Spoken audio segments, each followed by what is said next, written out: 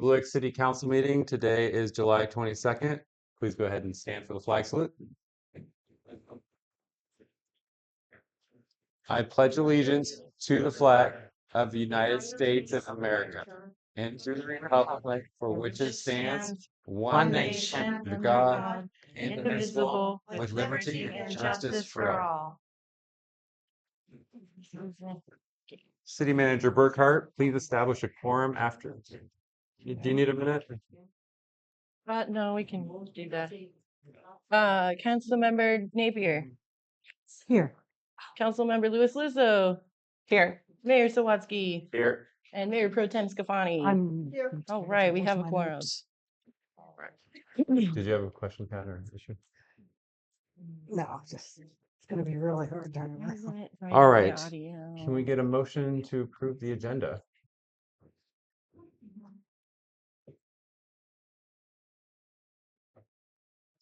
Motion to approve. Second. Go first and a second. All those in favor, say aye. Sure.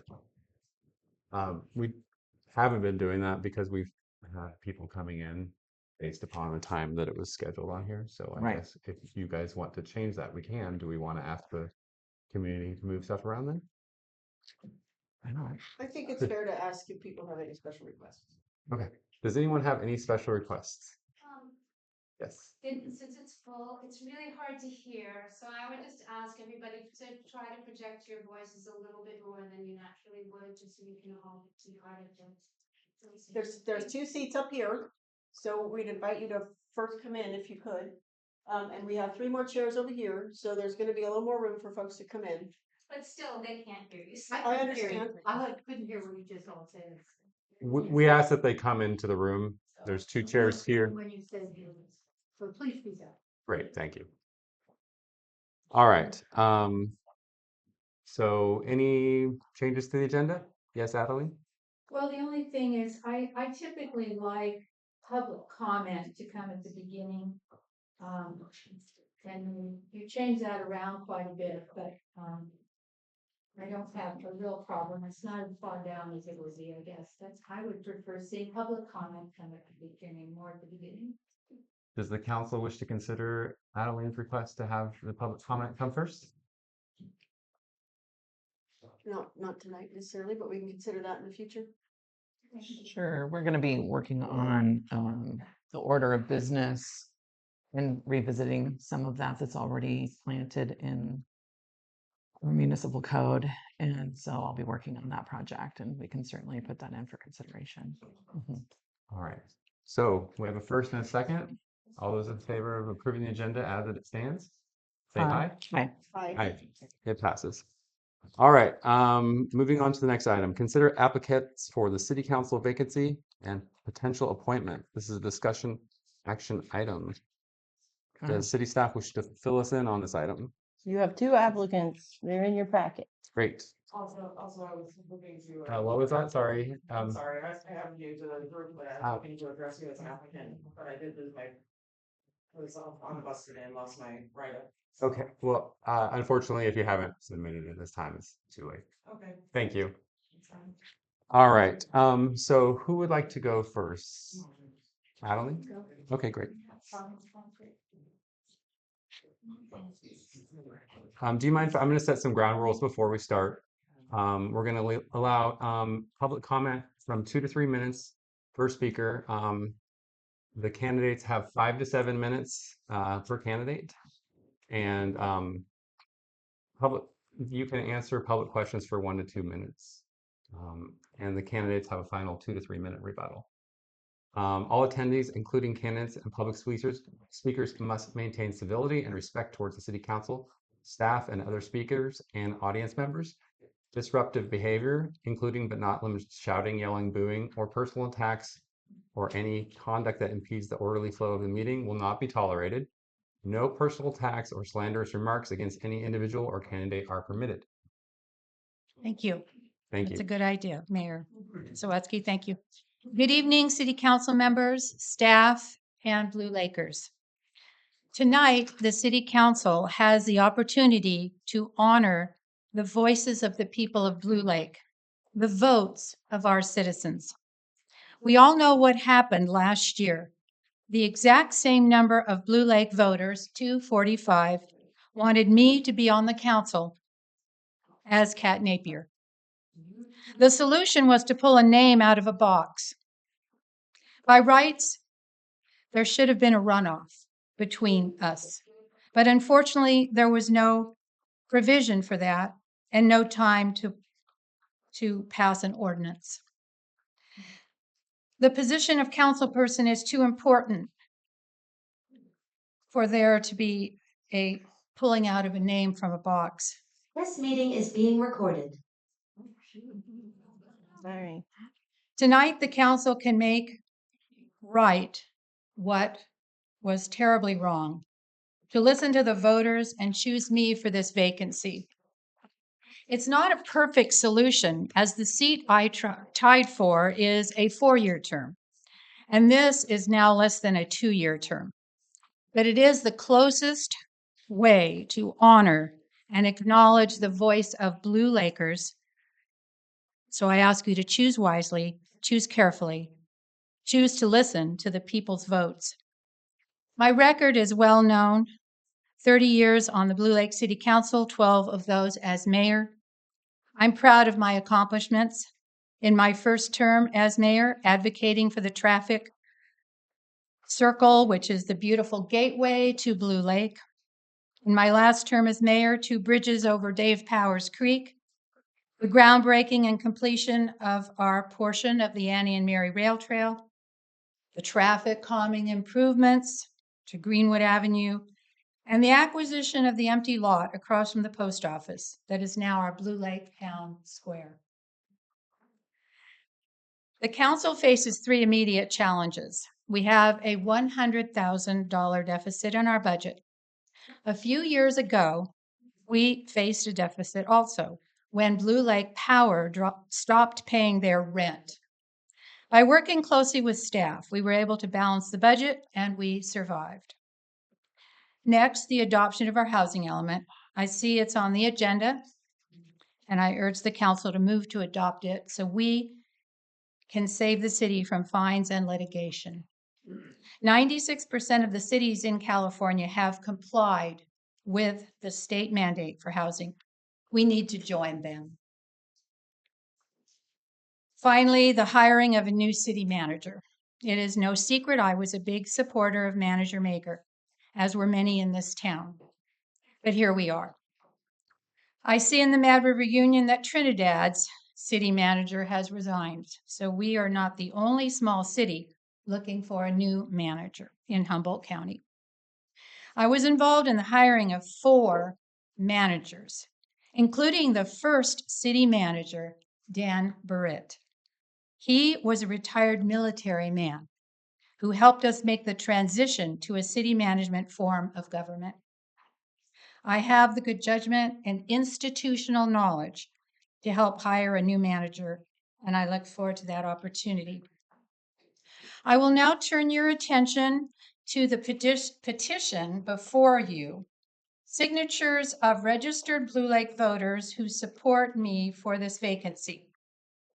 The signers include 1 former Blue Lake mayor, 3 former council members, including Chris Fire, whose leaving caused this vacancy, 2 current city staff members, a former city clerk, a current park and rec commissioner, a former manager, and our local plumber extraordinaire. I couldn't get around to all of the 245 citizens who voted for me, and I thank them for their support. These citizens have shown that they agree I should be on the council because of my extreme city government knowledge and extensive problem-solving skills and leadership abilities. I'm happy to answer any questions from the council or the Blue Lakers that are here. Thank you for the opportunity to speak. Great. Do we want to do the council or public first? Public. Okay. Yeah. Do we have a mic available to take around? You have it up there. Thank you. Can we get a staff member to take it around so the public can speak into the microphone? Thank you, Laura. Thank you very much. Let's go first. Everyone will have 2 minutes to comment, as we have a lot of people, I'm sure, who wish to comment today on this item. Who would like to go first? Ask questions. Comments or questions? Ask the question. Is this just for the candidate input? This isn't public input in general. Correct. No, Okay, thank you. I missed that. Yeah, that's later. Would anyone like to speak or have a question for Adeline Jones? I'm sorry. Ex-Mayor Jones, maybe you can answer a few questions. I have quite a few here. I'm going to try and go. It's the public perception during the last 10 years we have not had a working relationship with our best partner, the tribes in Blue Lake. It's the public perception that we've had 10 years that this housing element could have been done starting in 2014. That's 10 years that could have, should have been done. We've had 10 years of declining school enrollment. We've had 10 years of declining business in Blue Lake. People feel we've had 10 years of not being listened to in Blue Lake. People like, I think, Angela Dare feel that we've had 10 years of using city staff in an improper manner to get ways that people think they want to have agendas done. For 10 years, we have not had approximately $250,000 worth of CDBG money coming to town that could have been used to help put foundations, bathrooms, and upgrade houses. So those are my questions for you at that time. Can you explain why all of those things I just mentioned just put us where we're at, and why that should be forgiven, and we should give you another 10 years to do it again? Well, this is a 2-year term, less than 2 years. I'll try to address as many of those as I can. The actions of the city manager in the 9+ years that Mandy Mager was our manager was at the direction of the city council, always at the direction of the council. Every meeting was followed the Brown Act. We always followed that. Every meeting was handled in a professional way. I'm trying to think of some of the things you've said. The enrollment in the school, I'm very concerned about as well. And I think that's why we need affordable housing in this city, because we need to have more families, more diversity, more young people. That will help the school quite a bit. I have always been completely honest with my constituents. I've answered emails and phone calls. I've talked to many of you on the phone. And I think the city has run beautifully the last 10 years. In fact, every budget that we had while Mandy Mager was manager was under budget and on time.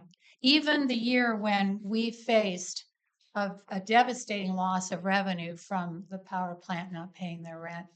So I think my record looks pretty good. And I think we all benefit from what's happened in this town in the last 8 years that I've been mayor, this last 8, and then the 4 before that, for the total of 30 years of government experience. We're all enjoying the town square and the safety corridor and the rail trail. So I stand on my record, and I think it's a good one. Great, thank you. Who's next? Yes, go ahead. I don't have a lot of comment. I haven't been actively involved, but I think you should give Adeline a chance based on the number of votes that she had in the beginning, and that they're only off by 1. And one of those persons is here on the council, right? And I think you could give Adeline the opportunity to join back in. Great, thank you. I can have a question for a point of order. This is a point of order. Sure, yes. Is this a part of the public comment about this issue too, or just questions to Adeline? Yeah, it's both. Can you differentiate what this is exactly? you can ask questions or you can make comments, either or. So this is not considered the public comment section? Right. This is the public, this Do you is have any the advice on comment this? session on this item. Okay. So if on you this have item, something yeah. to say about the A different candidates, item? Okay. public comment is a time for Mm. other Thank you very much. non-agenda Okay. items. So, And it's, sorry, I was talking to my attorney. One moment here. So we'll just go ahead and have this be questions for the candidates, and afterwards we will do public comment. Thank you So, for clarifying that. thank you very Thank you. much. Yes, so this is question for the candidate. Who's next? We have a microphone here. Does it work? I don't know. Pass it that way. Yeah, perfect. Thank you. I was curious, what percentage of the cities of the state of California do you say were up to date on the housing element? 90, 96%. 96%. There's only 4% of the cities in California that are not compliant. How many? 4%. 4% are Where did not, you get so your 96. information? I've looked it up. I've been Have you? doing research. Yeah, if the Association of Bay Area Cities, Bay Area Governments, which has looked at this over the past many years, has suggested that 30 of 101 cities in the Bay Area are compliant with the housing element. So 30% of the cities in the Bay Area. We are a city of 1,200. We're talking about cities of 150, 250, 300,000 people. They have demands that are so much greater than ours. And it's nowhere near 90%. In Southern California, they have a better percentage, no question. As we come north, not so. Well, Do you have questions my for the candidate? statement was Sorry. about all the Your cities in statement was California. incorrect. The statement. Your statement was stand. incorrect. We can, In addition, we can debate this later. in addition, Okay. we will not Well, debate this I- later. I looked it up and Yeah, you looked it up. I'm sure you. All right. I did. Next, please. Adeline, Hi, Jean. first of all, thank you for your service for these many years. I have two questions, actually. One is the path that Blue Lake is taking with nonprofits and retail is showing up for an excess of nonprofits in town. And the retail end, say the growth of industrial park business has declined to the point where we are not going to be having a lot of businesses in town. And how do you see the future of Blue Lake continuing without jobs for our community? Not nonprofit jobs, but real jobs that put money in people's pocket to pay their rent, pay their mortgage. And how do you see that as a member of the council and you responding to the council after you lost as you wanted to recall them? How do you plan on working with the council to change any process that we have right now for businesses in town and growth? If you look at the project, the Badawat Community Project, that's designed for the industrial park, the district, it has retail commercial in the bottom level and then residences above it. So that brings business and revenue and jobs to our town right there. And I'm a big proponent of all the businesses that have tried to come into town and have been successful. The Honeycomb Coffee is doing very well. The Makerspace next door is doing well. Hannah Padilla is going to be opening up the Stardos. She's cleaning that out to open up to have pizza and pastries and smoothies. So we're slowly bringing businesses to Blue Lake, and I think it's in a good forward motion. Great. Thank you. Yes, next. Hi, Adeline. I'm Erin McClure from McClure Trust, and the city of Blue Lake does not have a lease agreement with me and has not for 14 years where one of these water tanks sits. As we all know, I talk about it all the time. Adeline, that happened over the years that you were the mayor. Can you explain to the people in this town why you do not have a lease with my family? Well, as I understand it, we have a continuing lease with your family. We had to continue it. The lease expired 14 years ago, and I have been working and trying to get a lease agreement ever since. And why do you still not have it to this day? Erin, is that your final question? I want to Yes. make sure you get one question. And then- Okay. Go Well, ahead. I haven't been privy to the last 6 months of what's happening in closed session, but I can tell you that our city manager was always working towards getting your Erin. lease continued. Go. Sorry. Anyway, it's been an ongoing process, and we've always wanted to continue our lease with you and our good relationship with you, and the fact that you get free water from the city as well as lease payments, I think is a very good deal, and it's an ongoing process. Great. Next question. Do we have any further questions? Otherwise, I'm going to head up to Zoom. Adeline, we may have some more questions up here. From Zoom. Linda, go ahead. Yeah, I do have a question. But first, I just wanted to point out a few things mandatory in California that requires cities to work with tribal entities in their town. Number 1 is Assembly Bill 52. Number 2 is SB 18. I also want to point out that a summary is a mayor who does not work with a tribe in their city risks breaking the law, losing money, harming cultural and environmental. I'm getting there. In general, Adeline, why has the city not had a relationship with Blue Lake, knowing all the legalities that you face in mandatory situations of working with a tribe that is the largest business in our town? And is a plan to go forward to amend that if you're back on the council? I guess, are you talking about the fact that the Mad River Brewery is owned by a tribe, or are you talking about the Blue Lake Rancheria next to us? I'm talking about the tribe that is on your land that owns property, which is the Blue Lake Rancheria.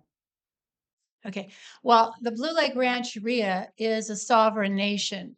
It's not part of our jurisdiction. It's like being next to Mexico, really. We live next to a sovereign nation.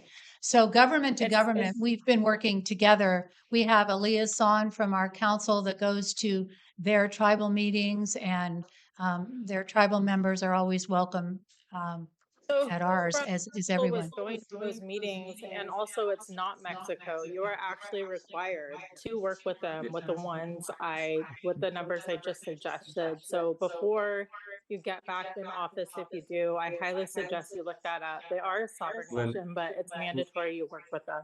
Thank you. Thank you. Let me finish the Zoom real fast.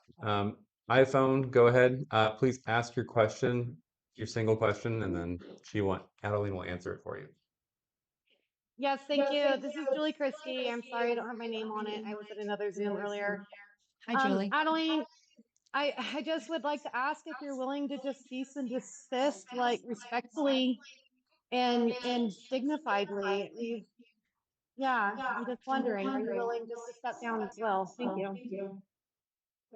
Do you wish to answer that? I clearly love Blue Lake, and I want to serve Blue Lakers, and I want to be on the city council. I think I deserve it. I think it's honoring the voters of Blue Lake that we had the exact same number. We had a tie. I mean, in the 115 years that Blue Lake has been an incorporated city, we've never had a tie before. And we may never have another one in 115 years, but we had one. And I think to honor the voters of this town, I deserve a seat on this city council. Who is next? Yes, go ahead. Do I have to push anything? No, just talking to it. Okay. Hi, I'm Verda. I did run for council. I was definitely the biggest loser. I would say that one of the reasons I ran and the reason that we had so many people running for council was because we were so heartbroken and sick and tired of being community members, which was very far and few between in these seats. There were not very many chairs in here, and there were not very many filled chairs. And it was repeatedly the same people.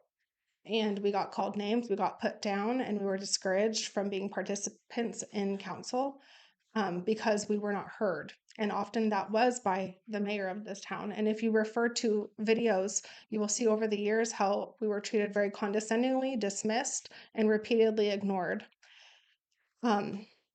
Fortunately, we did find each other and we did speak up together and we did unite and we did run for council. And I stand very strongly between the three that are being recalled. I also stand behind Terry, and I would say anybody that was going to vote for me, please support Terry, because that was the same This, theology going forward. this is And a question for the thank candidate, you. please. It is towards Adeline. Yes.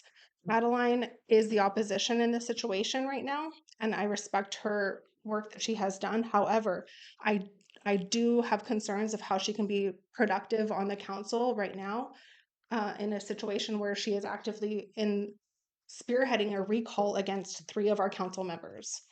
I just want to say I think that we need to be looking forward. Do you have a question for Adelina? Well, how do you think you can work with these people? And you're literally on the front page with devil ears on her name. I'm sorry. I didn't even, mean, I that's kind of didn't hard. even know that that sign was handed to me. I didn't even see that sign before I held it up. But okay, I have never called anybody a name or disparaged anyone as mayor. I would never do that. And We have one more question in the back. I'm not sure exactly what your question is, but yes, Going forward, and do you see yourself being Okay. able to work with them? yes, I can work with these folks. I taught the middle school students for 17 years. I can work with a lot of different folks. But So, no, remember, guys, we have rules. We have rules. So, Okay. yeah. I'm just pointing out that I have worked with a variety of folks, and I'm not saying that these are middle school folks. I'm just saying that I can work with them because I love this town. I care about this town. And my husband and I have chosen to live here and retire here. I would never disparage anyone or call them names. I don't know what you've seen, but that has not happened. I am not spearheading the recall at all. I'm not one of the forerunners of it or the ones that started it at all. Catherine, did you have a question? No, I have a question. Oh, Yeah. Yes. So Adeline, with all of your comments and everybody else's comments, if you're not chosen to fill this position, how will you be able to go forward as one of us regular residents and still support the council as we all should in what we want to see and their vision, but how will you be able to handle not being chosen if that were to happen, and go forward and be positive and be supportive and still love Blue Lake? Go ahead, Well, we Adam. all have our First Amendment right to speech and free speech. Of And course, that's how why I we have the feel. So microphone. exactly, and that's why I'm up here too. And I am right now chair of the Public Safety Commission. I'm doing a lot of work with some very good people on that. We've got a public safety fair scheduled for September 20th, and we're working hard But on how that. will you be able to Lori. handle not being part of Lori, this one council? question, please. Well, It's the same question. I will be a part of this community. I'm not going to move or something. I'm part of the community. I can come to meetings. I will continue to speak my mind. I will agree with the council when there are times when we agree, which is most of the time, and then there are times when we don't. I worked with Elise Scafani for 2 years, and we had our disagreements, and then we had our agreements. We came together and we moved forward with projects. So I'm proud of my record in this town. I'm proud of what I've accomplished on my time as a council, and there's more to be accomplished. I like to continue that. Thank you for all your questions. We want to have council ask questions before the candidate Who's back? Mm-hmm. Okay. Adeline, we have the council will ask questions now then. Do you want to go right to left or left to right? No, left to right's fine. Go ahead. You want to go first? Okay. Have any questions? Adeline, John, you have spearheaded the recall efforts against the current council. You have been one of the primary persons moving forward with it. How can you convince me that anything that would happen in closed session or was confidential would be kept confidential and not be used as part of the recall? okay, I have been involved in many closed session meetings, and I have never divulged what's been in closed session. I can tell you that honestly, I would never do that. We take an oath when we become city council persons to follow the laws of the state of California, the Constitution of the California state, and I would never, ever divulge anything that happens in closed session, and I never have. Great. Michelle, do you have any questions? Yeah. Okay. I have a few. They're all around the same kind of topic of cohesiveness, collaboration, working relationships. And I want to know that if you are selected, are you going to continue to promote and move forward with the recall efforts to dismantle this sitting council? I sign lots of petitions, as many of you do. But It's just yes, no. well, Really, it's just a simple question. I've signed the petition, and that it continues, but it doesn't mean that I can't work with council persons. I work with all kinds of people that I disagree with. And so I have no problem with working with the council. I mean, if the recall happens, it's going to take quite a long time for it to happen, if at all. So, you know, a lot of this is conjecture. We don't really know, do we? But Hey, come on. please for us, because it's seen a lot of time. Yes, Stop. yes, I will be able to work with the council. Yes. Are you going? Oh, Public, please. oh, It's not public Um, comment time. Please cease. I am not spearheading the recall, but I am a signee of the recall.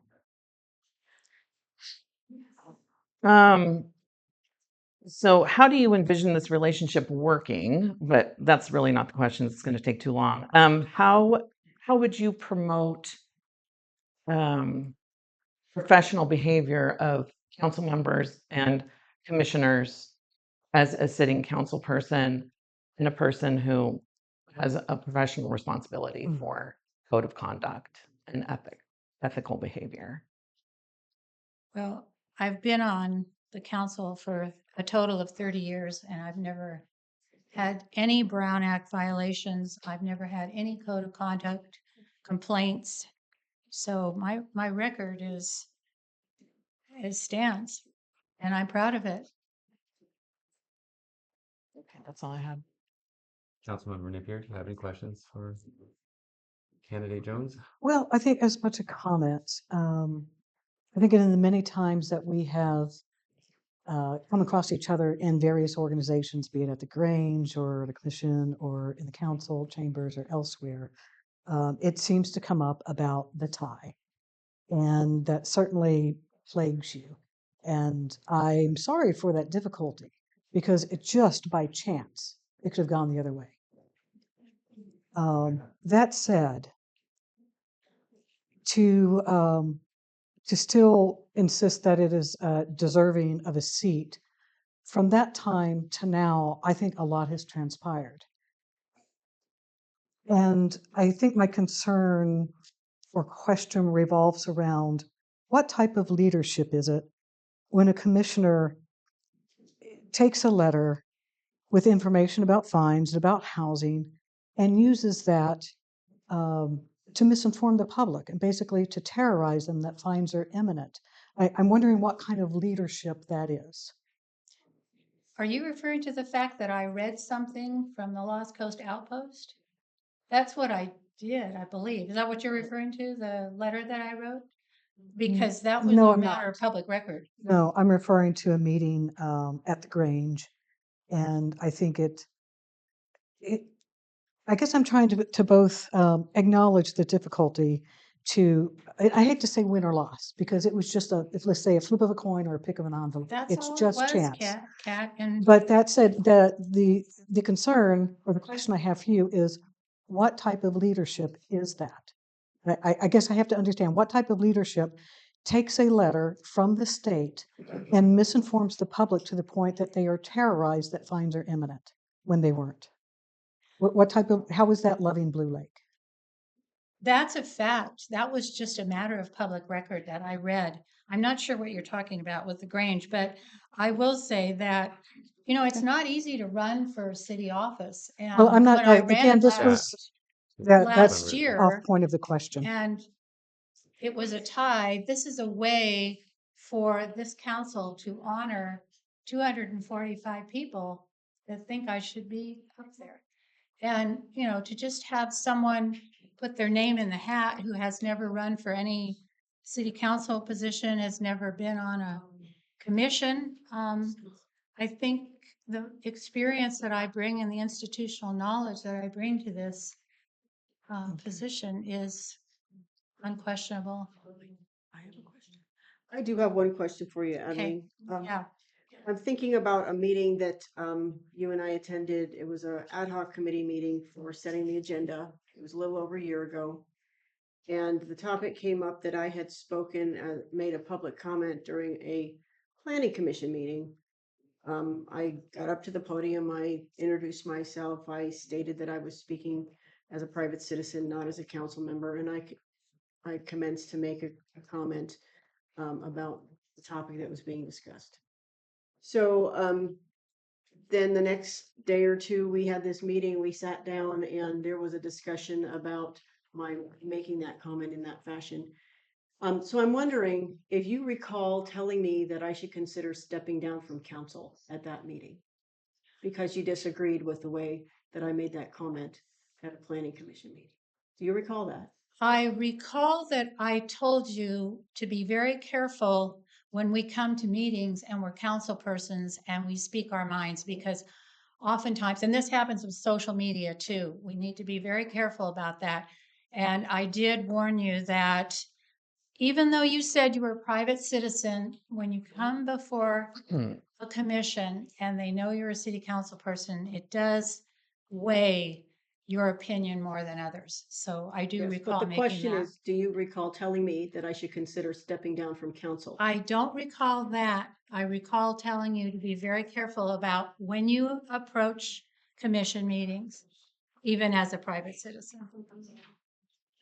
Catherine, did you have a question or comment? But you're appointing. Well, this is the portion when you're. You're appointing the Oh, questions. okay. Not running the meeting. Okay, any other questions? Do we have any other questions from? Anybody from Great. Zoom? All right.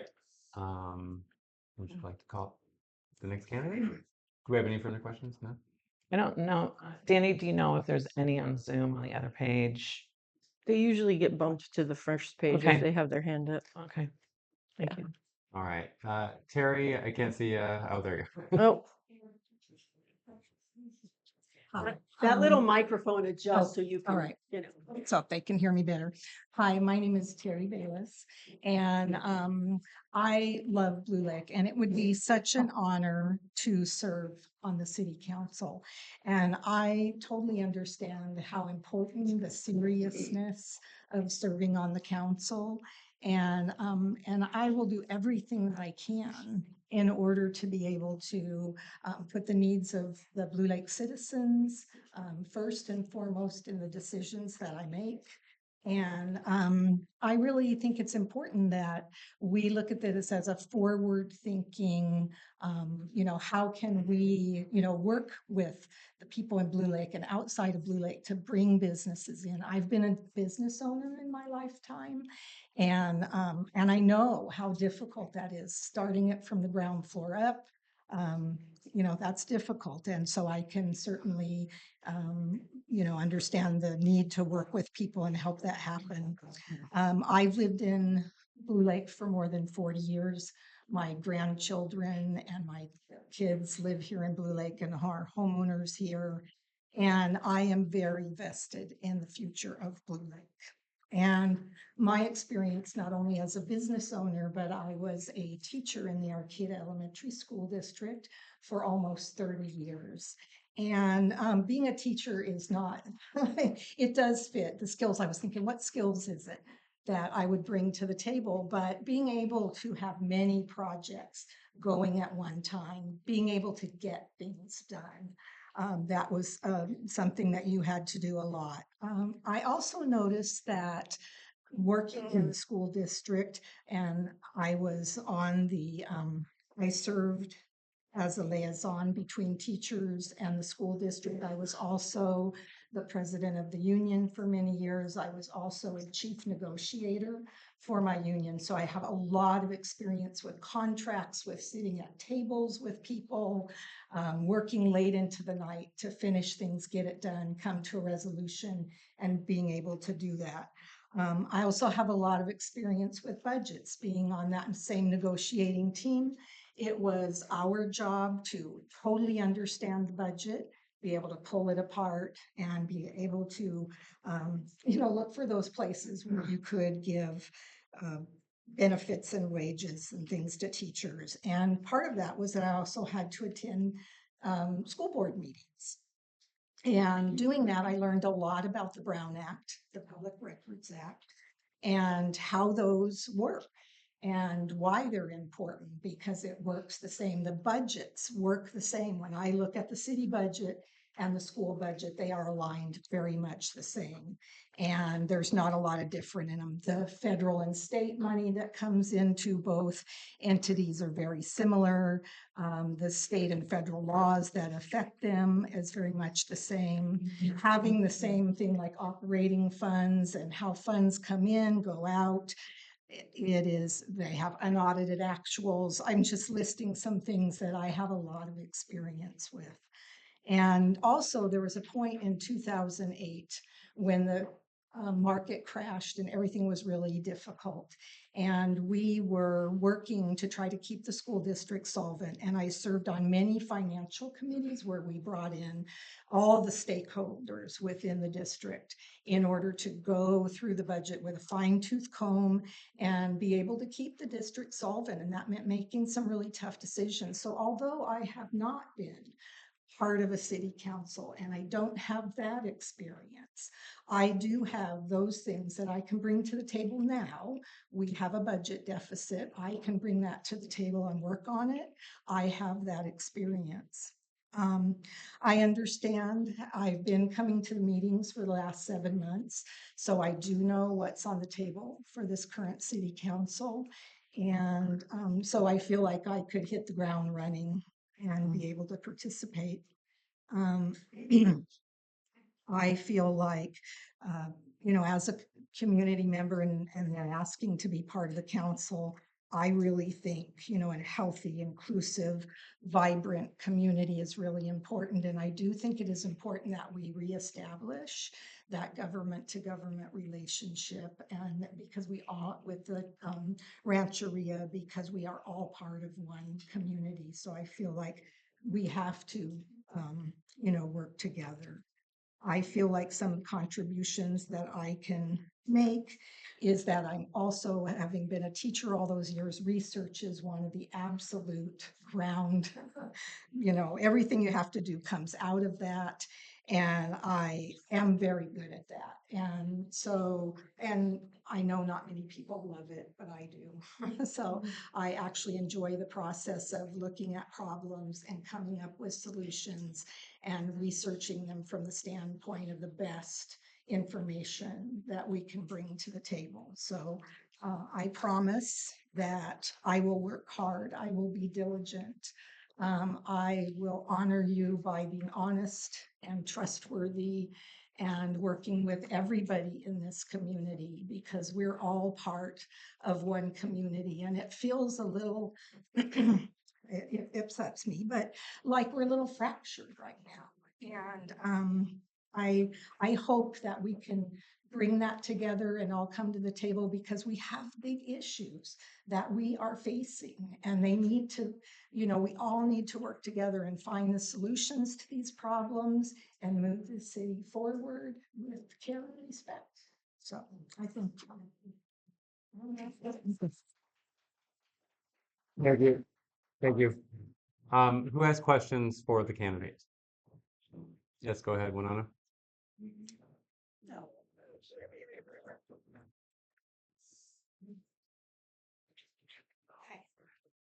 Hi, Terry. Hi. I just want to say I'm so appreciative of you running, Thank you. and I totally understand. Question. Yes, that this is a very challenging time, and it is very fragmented, as you said, and it feels like almost you're going against one group if you go for one, and that's not the way that it should be. And I do hope that we can all unify soon.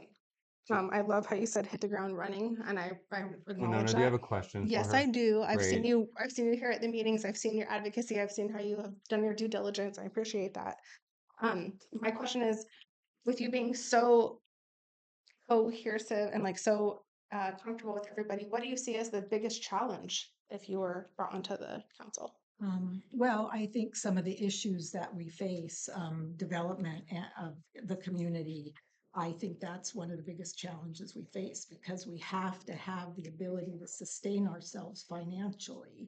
And that seems to be in a rocky place. And we go up a little in businesses. I've been part of the city for decades.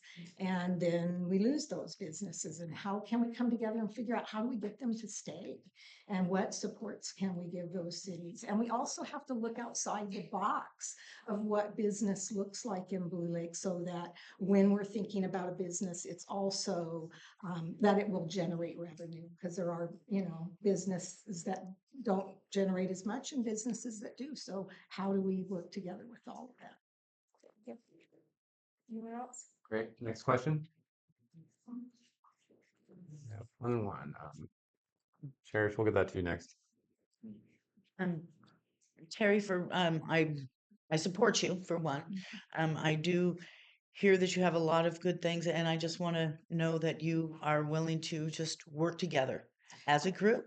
I want to make sure that could be done because previously we've never seen this before, and with the group that we have, will you be willing to work with all of them and be there for the community? Yeah.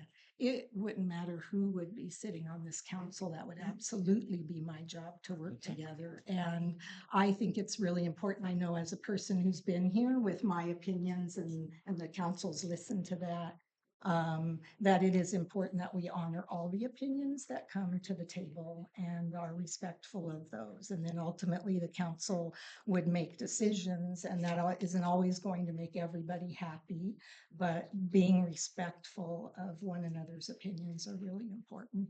Thank you. Cherish was next, if somebody can get that over to her. Please.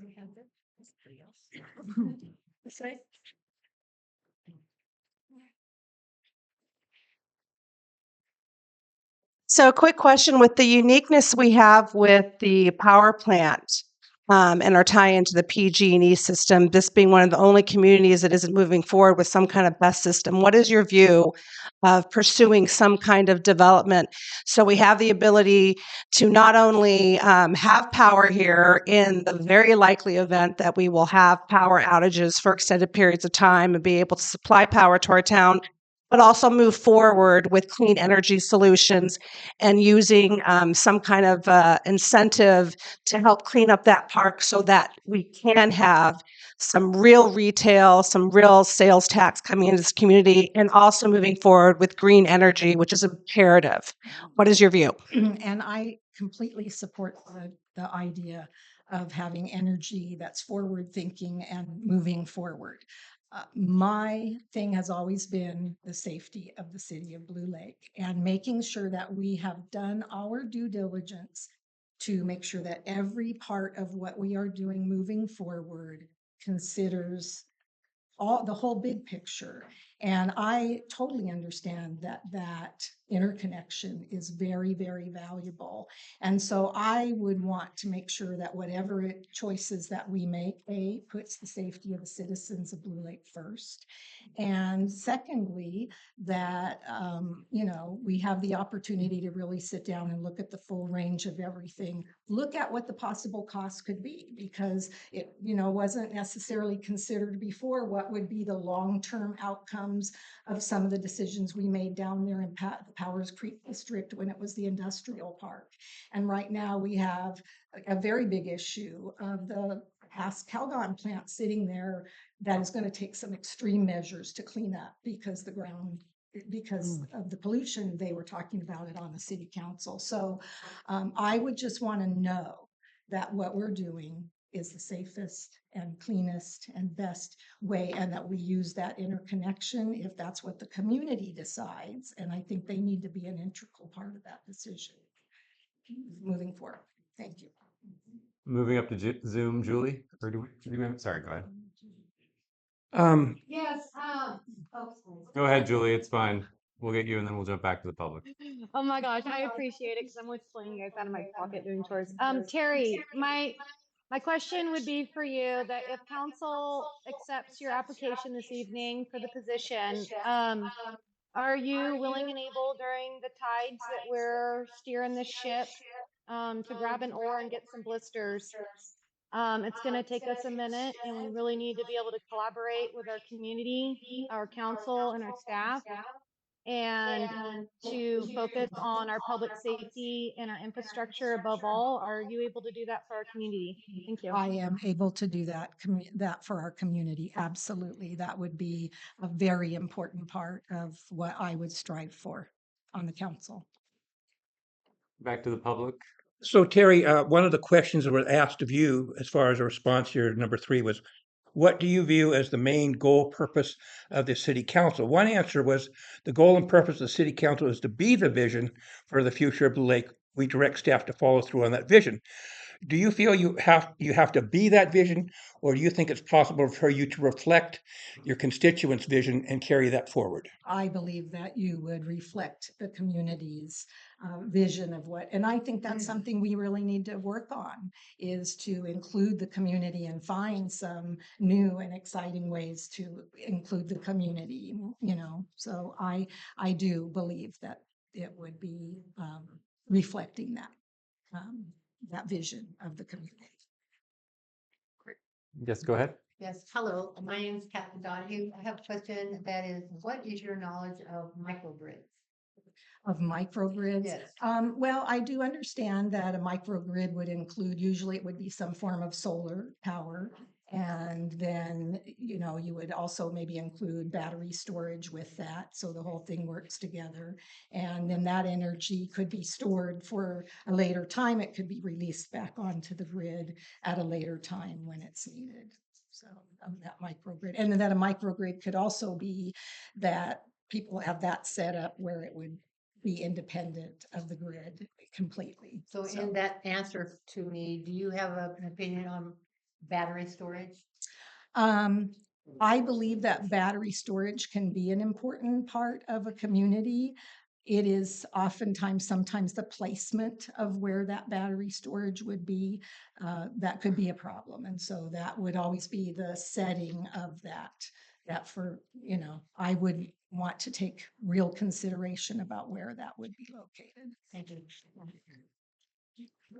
Next.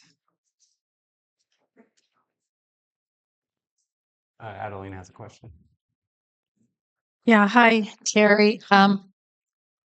I've been on the council for 30 years, and I have not seen you at council meetings except for the last 7 months when you started fighting against the battery power system.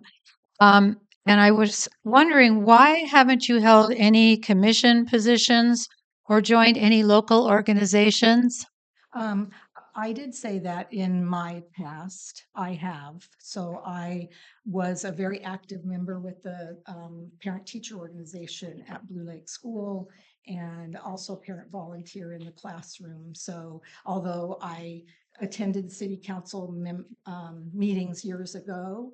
I also, was busy raising a family and participating, and it was outside of Blue Lake, but I did gain a lot of experience in participating in what was part of my job requirement for the city of Arcata.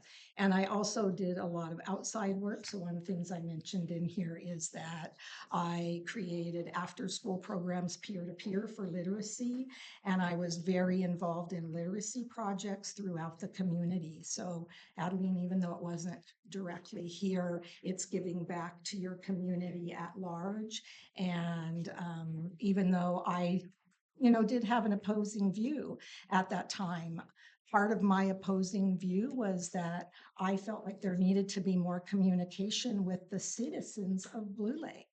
And that was lacking. The first time it came up, it was late into the process. And so I feel like with any big project or infrastructure needs we do, we should be including the community in that dialogue.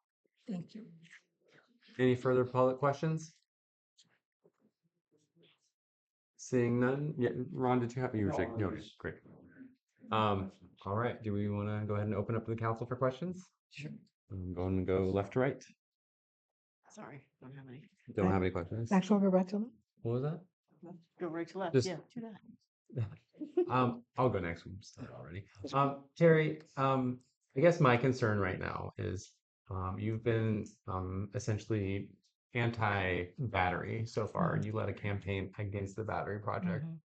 If a project came forward that was similar to that, how would you handle that? Well, Could you handle it neutrally and look at it with a fresh set of eyes, or? Well, I think that would be a requirement of me sitting on the council to be able to listen to the community and listen to the things that were brought forward. I think there's a lot of research that needs to be done, and yeah, that needs to be done on that. And I can't say that I would close my mind off to that for sure. I think that I would need to gather all the information. I would need to hear from the citizens of Blue Lake and and then make a final decision on that. But I do have some strong feelings about the setting of it right there by our river. So, and there's various concerns about that, but maybe somebody can help me feel comfortable with that and address the concerns that I have. Thank you. Michelle? Terry, I think that you kind of alluded to this. You repeated it a few times, but how will you address the division of the town of Blue Lake? What would be your style or your approach or your recommendations for repairing some of this division? Well, I think sometimes if we can find a way to reach out to the community more, I think some of those divisions happen maybe because we don't know each other well enough. We don't serve on, maybe getting involved. I was also part of the 1997 visioning commission for Blue Lake. That was something I also did. Things come up in your head and go, oh, yeah, I did that. And that was a long process. And one of the things that really came out of that is you build these friendships and bonds and have a common goal. And so I feel like finding ways to bring the community into the discussion and also making sure that we are polite and respectful, even when we're out in the community, and what we're saying to other people and how we're talking or what expressions are. Because I know sometimes as a community member, if you're looking out and somebody's making faces at you or whatever, that can be really uncomfortable. So I just think that finding ways to be respectful and bringing our community together, events within the community so we know one another. It's harder to be cruel when you know each other. Thank you. Councilmember Napier? Yeah, well, I'd like to thank Sheriff and Kathy, and thank you as well for bringing up the best battery storage, because that's, clearly you were able to bring a lot of the community out to express their opinion, and sometimes quite loudly. You weren't responsible for that. But I think it demonstrates a willingness to get out there and connect with the public and bring them to a common point. Um, but I feel like what I'm hearing now is that are you a hard stop no on battery energy storage systems? No, I'm not a hard stop. Okay. No.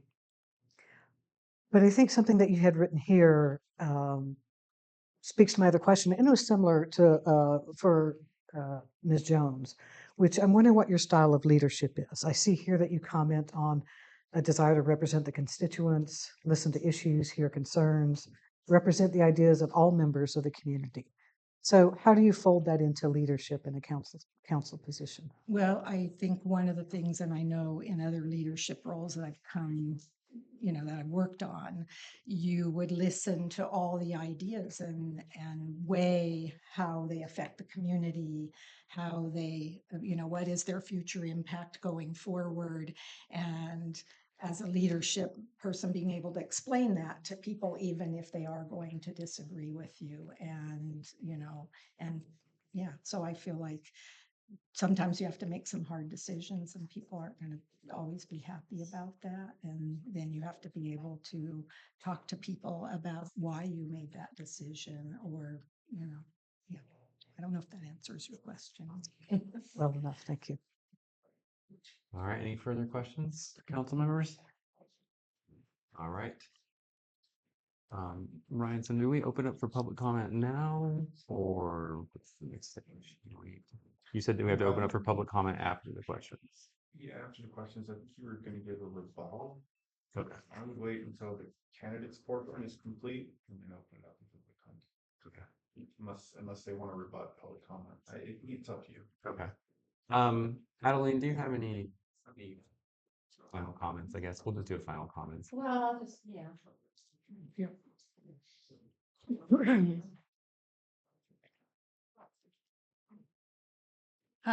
I think it's ironic that we were both teachers.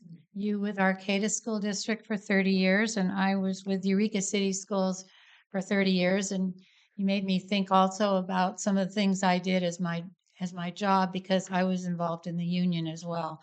But I think it's important that when people come forward for positions like this, that they have shown some commitment to being on a planning commission, an arts and heritage commission, a public safety commission. I was on the planning commission for 8 years before I first ran for city council. I was a planning commission secretary for a year before that. So I really want Blue Lake to be a welcoming, friendly town, and I've always loved this town. I will continue to love it, and I look forward to working with the council in the future. Great. Gary, any final comments? I just want to let everyone know that I will do my best to represent everyone in this community. And I feel like you don't necessarily have to have a lot of experience to have a heart to stand up for the job. And I feel like I do have experience to do this job. So thank you. So right now, open up for public comment. Okay. So now we're going to open it up for public comment on this item. Does anyone wish to speak? Is it for the candidates? It's for the candidates, yes. Did you say everybody can have 2 minutes? Yes. So 2 minutes. Won't take 2 minutes. I just want to say that what Tara Bayless will bring to this community is honesty and integrity and kindness. She is one of the kindest people that I know. She always faces everything head on. She problem solves. She's one of the biggest problem solvers I know. And she has a lot of integrity. I mean, and that says a lot about a person, their integrity. And she's willing to work hard. She's willing to research items I mean, I think she'll just be a really good addition to this new council. Thank you so much. Okay. Next, yes, go ahead.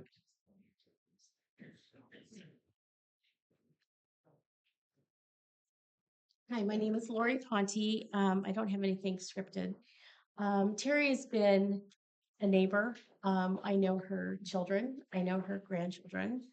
And she's a fine example of someone who works hard. I think that the comparison of 30 years of experience, which is admirable, doesn't mean that you're the best person for the job at the time. I think Terry comes with a strong background in organization, and I think she will, going forward, help grow Blue Lake. I think she would be a great addition to this council who needs someone that's willing to work with them. It's not a job that most of us would step forward to try to do. And so I think that Terry is a level-headed, honest, willing to work with whoever is in that she would need to work with. I think she would be a great asset for Blue Lake, and that doesn't mean that Adeline's time has not been appreciated and respected, but it might be time for a new voice and someone who has some fresh ideas and isn't looking to recall this current council. Thank you. Next. Yes.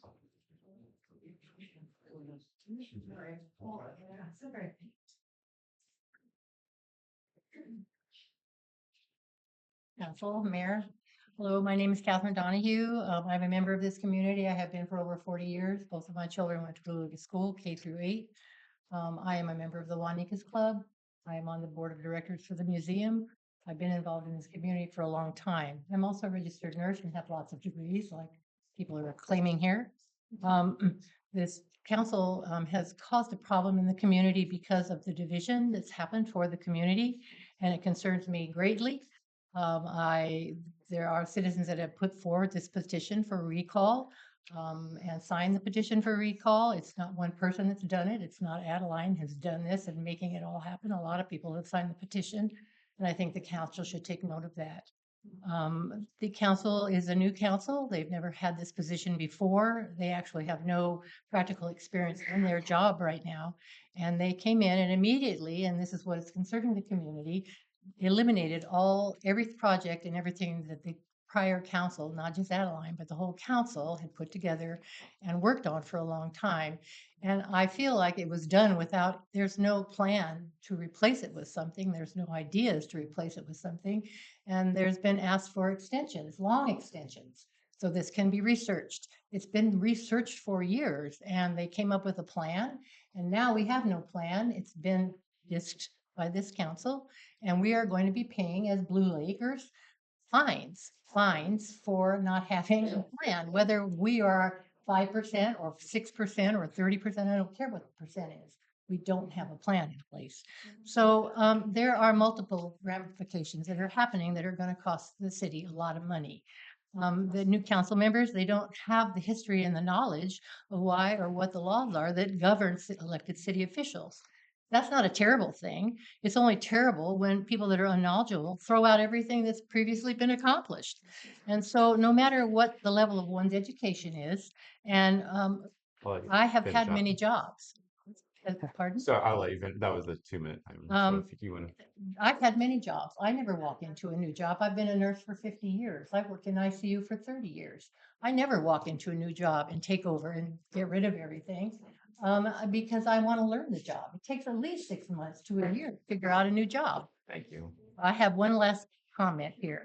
If this council truly wants to bring this community, excuse me. We all give a certain amount of time. Your time is up. Excuse me. All I can say is we would like our community to get together and work together. We need to respect what the voters voted on here in this city. Thank And you. we're ignoring that. Thank you. Thank you very much. All right, who's next? Yes, Jean, go ahead.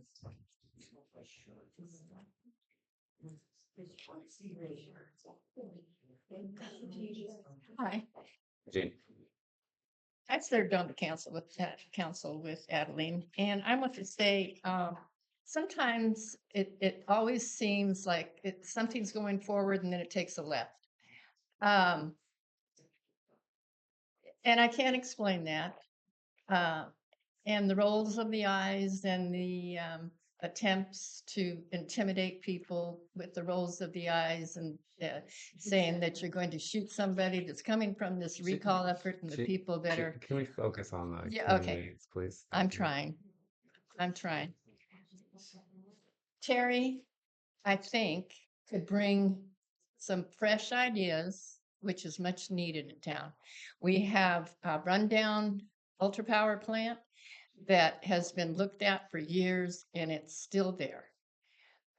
We need new ideas and new solutions. And the idea that people that are on the council now don't have the expertise to do the job is not correct. We have people that have had experiences in different capacities that understand the process of how to build a town, how to build a business. And I think it's in the best interest of the city to acknowledge the talents of the people that are on the council now that were voted for by the citizens of the city. And it's discouraging to me to have people vote and have a tie and have one person say that they're not being honored when the people that voted for the council are not being honored by the recall attempt. We voted, we were correct, these people are good, and the recall attempt is against the voters that voted for the people of the city. 5 rings is what we'll do from. Thank you, John. 5 rings is what we'll do from now on. Okay? All right. Who's next? And I'd like to remind everyone, let's focus on the candidates itself, not on the recall. This is about the candidates, please. Yes, go ahead. Yes, please, Becky.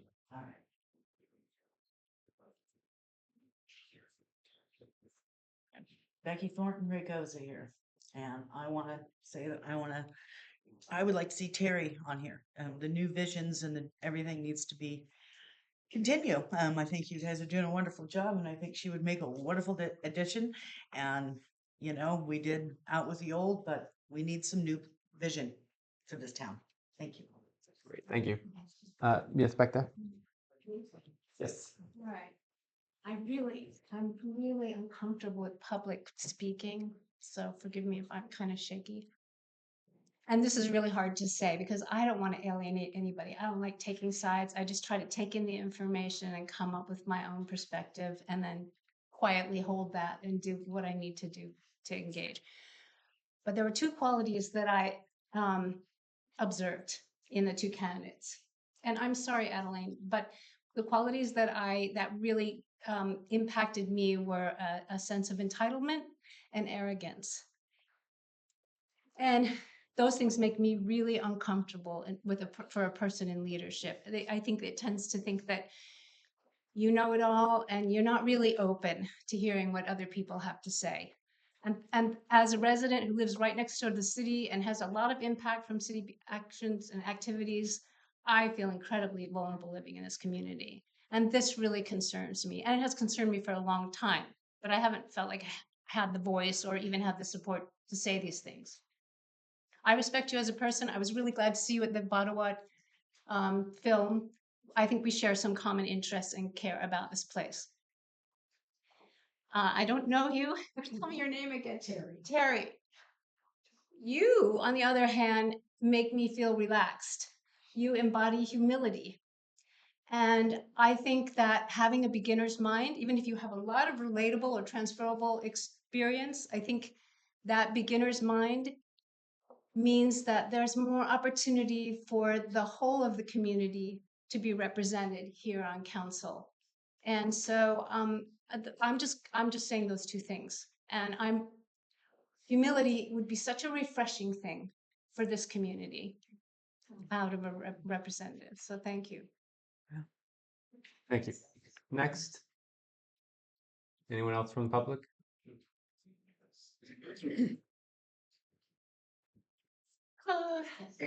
Angela Dare. Hi, guys. It's been a minute since I've been to a meeting in person.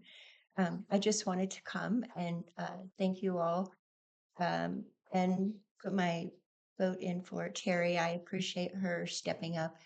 And just in the regards to the comment about her only being involved for 7 months, we all start somewhere.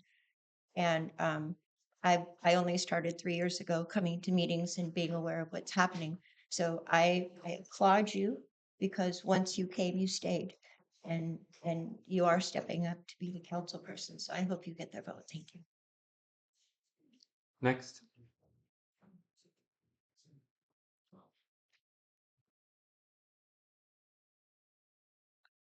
Hi, I would also like to thank Adeline for her service.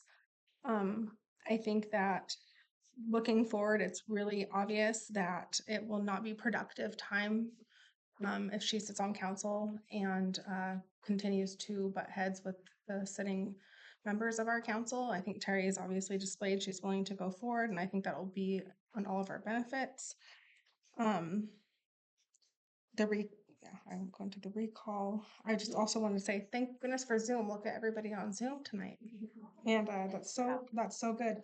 And I will add to her words of entitlement and ignorance also disregard, overlooked, brushed aside for the community's position, words, and feelings for many years, and that is why I will support Terry. Great, thank you. Next. And I don't like Trump, so. All right, Dennis, go ahead. Can you guys be quiet back there? Are we ready? Yep, go ahead, Dennis. Okay, I support the appointment of Ms. Jones to the vacant council seat for 2 reasons. First, vote results tied with Mrs. Napier demonstrated the public's desire for Mrs. Jones to serve on this council. I should think that the public weight far exceeds this kangaroo court, and that should be a consideration, and it's probably the only consideration for putting her on this seat. The second reason is the need for experienced leadership. Newer council members seem to be struggling with their core responsibilities. Council members have expressed concerns about being overworked and have considered the need for a facilitator. The councils that included Mrs. Jones had stellar results over the past decade in partnership with the city staff. They approved budgets on time and were within budget year after year.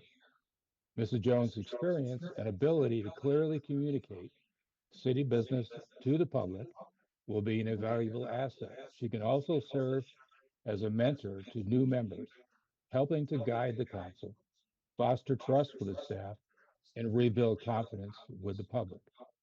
Ms. Jones is the right person to lead this council forward. Thank you.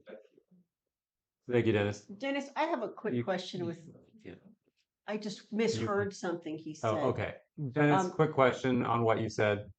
Did you refer to this meeting as a kangaroo court? Yes, I did. Thank you. Thank you very much. Julie Christie, go ahead. Yes, thank you everybody for your deliberation this evening, and to our 2 applicants. I really appreciate them both stepping up. I would like to comment too that your Zoom people did not get to do on the consent agenda earlier. We approved the agenda, and maybe this evening when you guys start the housing element, we could like maybe have a special meeting out of that in public comment.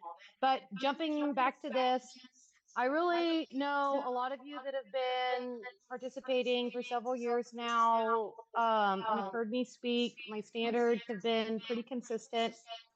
Um, and I would promote Terry this evening. I cannot promote somebody that has actively endorsed redactment and of public records. We have several meetings between Access Humboldt and Justin recording that we as a public were denied those recordings. It was promoted by the only two people because we had such a shifting council at that time that there's only been two people really running the city. You guys, I just commend you.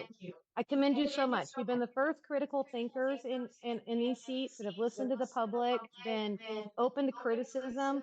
And I want somebody else like that that can be a critical thinker and ready to step up and not do what's happened in the past few years. So again, I just support Terry, and I don't want to have to deliberate any further with that. Thank you. Great, thank you. Lynn, go ahead. Hi, my name is Lynn Glenn, and I have a couple of comments. One is I believe with the difficulties the council is facing with the recall and our lack of income in the city due to the economic climate, there are some real serious issues that have to be decided. And it's really important to have trust and respect for your fellow council members. I think that's required. And I'm concerned because with Adeline on the recall committee and some of the public statements that you've made that there isn't going to be that respect and trust possible. I do like Terry's experience. I don't know her well, but I like the comments she has made publicly that I've seen, and the experience she's had in her job seems adequate and actually very helpful for the council. Regarding the two issues of experience, because certainly Eileen has a lot of experience, and I respect that, but the council in the last two situations where they had to replace council members, one they had the opportunity to choose the person with the next highest votes, and they chose not to. They chose somebody else. And another one, they had the opportunity to select a person with experience on the council over a person who had no experience on the council and not much time actually in the city and on city commissions, and they chose that person. So there's kind of a precedent, and I think Adeline was the mayor at both times for choosing the right candidate, even if there was a person with more experience. So I hope that you choose Terry. I think she's a good candidate, and thank you very much. Thank you. Any more comment on Zoom? I'm not seeing anybody, but just reaching out.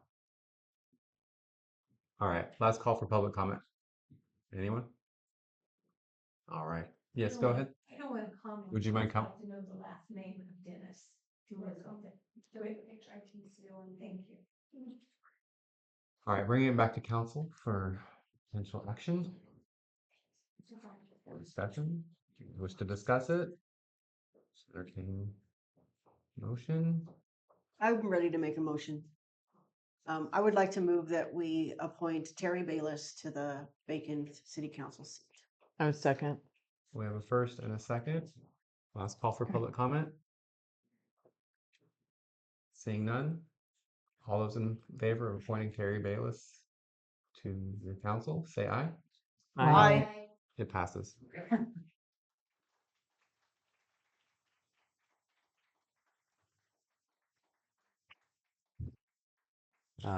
We have to go ahead and administer the oath of office then? It's the next agenda. The next agenda item, okay, great. Okay. All right, moving on to the next agenda item. Receive oath of office for the person appointed to fill the vacancies. Terry Bayless, would you please approach? Staff, are you ready for this? Oh, yeah. Can't be more ready than I am right now. Do I have to get up there? Let me get, no, you don't have to get up. I'm gonna bring her papers. And you have a chair. She'll sit here. Perfect. Yes. All right, Terry. It is my pleasure as the city clerk to swear you in with your oath of office. And we'll share one too. Okay. But I'll have you repeat after me. Okay. Sorry about that. And you're going to want to raise your right hand because we're swearing an oath to the Constitution and stuff here, people. This is serious business. It is. All right. So I, Terry Bayless, I, Terry Bayless, do solemnly swear do solemnly swear that I will support and defend the Constitution of the United States that I will support and defend the Constitution of the United States and the Constitution of the State of California and the Constitution of the State of California against all enemies, foreign and domestic, against all enemies, foreign and domestic, that I will bear true faith and allegiance that I will bear true faith and allegiance to the Constitution of the United States to the Constitution of the United States and the Constitution of the State of California, and the Constitution of the State of California, that I take this obligation freely without any mental reservation that I take this obligation freely without any mental reservation or purpose of evasion, or purpose of evasion, and that I will well and faithfully discharge the duties upon which I am about to enter. and that I will well and faithfully discharge the duties upon which I am about to enter. All right, Terry, it is my pleasure to say that you have done your oath of office, and I will have you sign it.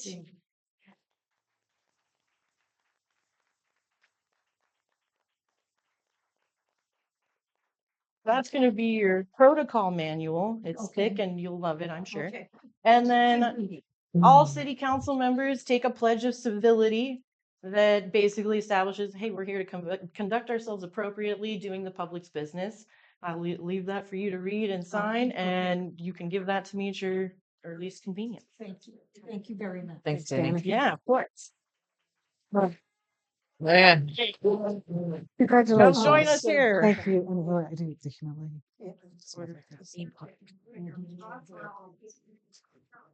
Again. Terry, come and join us Terry, at the come to council the- table. Just gotta grab her stuff. Dawn, can you grab her one of the mics? Yeah. We got one. Or Do you? Okay. But just, that probably means somebody else can type it on. okay. Grab the ones above for you. Oh yeah, be careful. I'm sure you'll be recalled tomorrow.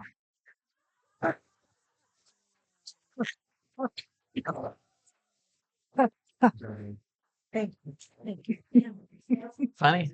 All right. Funny. Moving on to item number 5, adopt previous council meeting minutes. Well, this is less spicy than the preceding events. Mm-hmm.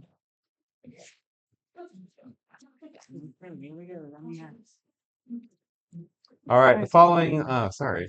I don't have an agenda item in. City staff, go ahead and fill us in on the meeting minutes. Yeah. Have any comments on it? There's minutes and you have them Great. for approval. Do you guys? I'll go approve ahead these? and start. Okay, great. We Okay. did receive some corrections from the public via email that are, type things. Fantastic, fantastic. I do want to just say my preference again for the minutes that I would prefer to not have essentially a transcript of the meeting. I would like them a little more succinct and summarized with the important points being put in there. The bigger the volume of the meeting minutes, the more opportunity for errors. That being said, I for March 11th and for another meeting, the June 23rd minutes, I feel, correct me if I'm wrong, that the minutes, there should be some indication on the bottom of the minutes near your signature that they were transcribed from video recording because you were not present at the meeting. Same thing for, again, June 23rd. There were a couple of, on June 24th meeting, I think there was a couple of spelling errors like Humboldt for line 27 or 27 for Humboldt waste. And then I think Reading over on line 80 instead of reading. And 900 pages later, on line, for still the 24th, for some reason, we're down to line 64 again. So I don't know what page this is, but there's something along the lines of the proud to be a Blue Lake YIMBY. It was a YIMBY, so YIMBY, yes, in my backyard. And instead of whatever it was. June 24th, Tripeppy Smith incorrectly spelled. Again, this was on another line 41. And then on the 24th, with the motion to move forward and direct the city attorney to engage with Tripeppy Smith, there was a motion summary of a consensus vote. I voted no. There were 3 votes on that, and I voted no. There were 3 yeses, and I voted no. I did not want to do that. And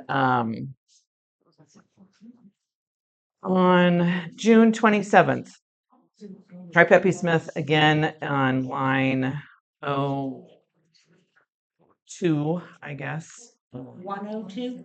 It must be 102. I think that my page kind of got cut off. I think there are wide margins there.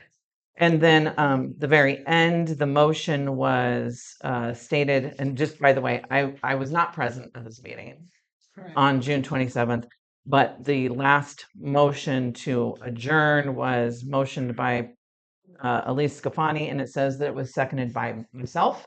I was not there, and so I would just say that's my input for the minutes. Thank you. For those. Yeah, thank you. Any further council comments on the minutes? I do, Okay. when you're ready. I am. I know that was a lot.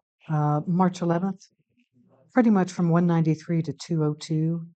I appreciate the effort. I think it's so uninformative and missing so much just to strike it in its entirety. And it could be easily replaced with Councilmember Kat Napier makes several comments on city clerk position. Okay.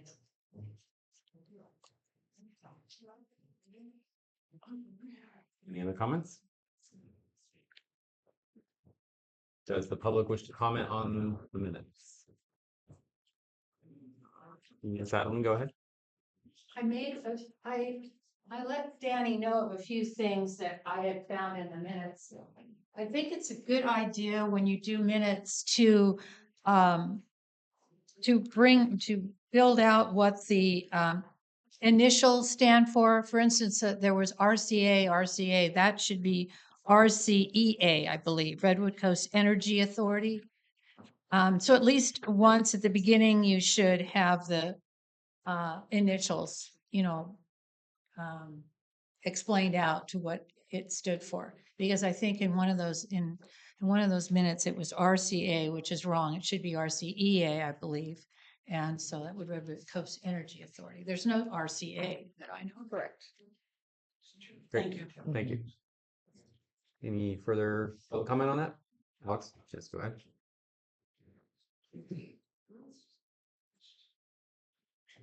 So the minutes of March 11th were transcribed from the video. Correct. There were minutes from the original meeting, were there not? I don't know what you mean. What do you mean? Sorry. Pardon? I'm not sure what you mean. That you had a meeting, open session on March 11th. Were minutes taken during that open session? Yeah. Probably. And as a point of order, if this is public comment, this isn't a question and answer period. If we can stay within those parameters. Thank you. Council, please. So we can follow up with you on that later. Is that Thank correct? you. Right? Thank you. That's informative enough. Can we answer his question or not? Sorry. You can, generally don't. Okay, great. Thank you. Sorry. Thank you. All right. Any other further comment on the minutes? Yes, go ahead, iPhone. Thank you, John. Again, it's Julie Christie. I would promote Michelle's additions and corrections to the minutes. Just being an avid participant for years, you guys have a little grain of salt with it. But one suggestion I've made in the past is that we get these agendas in time, the minutes are sent out in time, that we have time to review them. Also, with the technology that's available, we can do shortened paragraphs on on that, but I think that we could have timestamps with the videos as well to our agenda. Other municipalities do that, and it really helps a lot. Thank you. Great, thank you. Um, I would like to ask staff the question about the March 11 minutes. Can I do that? Sure. Can you just share with us how it is that you were needing to do those March 11 minutes, even though you weren't here at this meeting? Could you just share were those minutes not available? And so you had to create them? I was asked to create the minutes from the video. Okay. And that was I could not locate minutes for that date. okay. If that helps simplify anything. Very good. Thank you. Appreciate it. Do we not have recording, maybe? There was a recording. There was a That's what recording? she made the minutes out That's of. how she got the minutes. Got it, okay. To create the minutes. Thank you. We have the question answered. But the notes that were taken by the city manager were not Point of available. order, that they were not my question. It doesn't answer my question. I got that information, but it doesn't answer my question. Would you like, Could you restate your Could question, you- please? would you mind coming back up again, Alex? I apologize.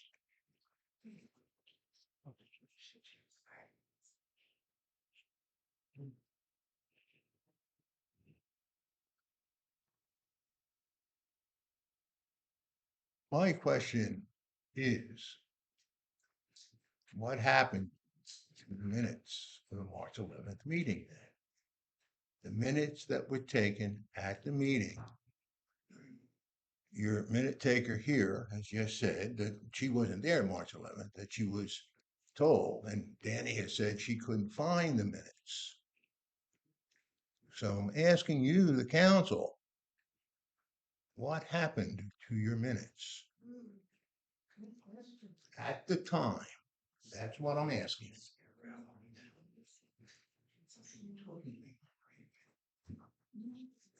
All right. Yes, go ahead. So Michelle, you mentioned that you would like to see condensed version, not so much detail as the words, but for me to be able to do that, I would like a consensus from the council before sure. I start changing it. Understood, understood. And I think that that would be an agendized item later. We can discuss some of the formatting of the minutes at a later time. Okay, Um, beautiful. if Thank that's you. okay. Yeah. Thank you. Can we get a motion? Motion to approve and adopt the previous council meeting minutes, March 11th, June 23rd, June 24th, June 27th, with the stated corrections. First, do we have a second? I'll second. We have a first and a second. Last call for public comment. Seeing none. All right, all those in favor say aye. Aye. Aye. It passes. All right, moving on to item number 6, public comment. The public is invited to present petitions, make announcements, or provide other information to the city council that is not relevant to the scope of authority of the city of Blue Lake that is not on the agenda. The city council may provide up to 15 minutes for this public input session to assure that each individual presentation is heard. The council may uniformly impose time limitations of 3 minutes to each individual presentation. The public will be given the opportunity to address the items that are on the agenda at the time we take on that agenda item. Who would like to comment? Yes, go ahead. John, who was second? Elise. Thank you. Dave Ponte, 311 H Street. With a lighter note, late January 2020, Councilmember Ricka and Hogan presented a resolution to name the bridge over Powers Creek over by the horse arena after Scotty Harnden, who'd been the long-term public works guy and remarkable man, lived across the street from us on H Street. He and Rose were like incredible and raised their family and adopted kids and fostered kids. And he was this amazing guy. And I remember when that happened, and I keep thinking that perhaps someday there'll be a plaque or something there for Scotty, and there isn't. And so I was just hoping and bring that to your attention that lo, these many years, maybe 5 years, I'd say, Bobby, you think, when that was first done? That maybe we could get a plaque or a sign that recognizes Scotty for all of his years. Great, thank you. Yes, Okay, Alex. how about you and I split the cost of that back? We got I'm with you. financial problems. You up for that? I'm up for that, for sure. Absolutely. Shake on. Shake on. Good. All right, who would like to make public comment next? Yes, go ahead. Sorry, Adeline, I'll get you next. I apologize. Okay, so I'm Karina, and now that I've alienated a few of you, I'm sure, I have a public announcement to make. And I'm going to read it because I get too nervous to speak free. Put that mic down tiny bit. Okay, like that. All right, put it in your mouth. Does that work? Right in front? Do I have to move it because I'm small? Yeah. All right. Now you can start my time. In coordination with Bottoat Watershed Council and California Watershed Stewardship Program, I'm initiating and organizing a Friends of Powers Creek volunteer community working group.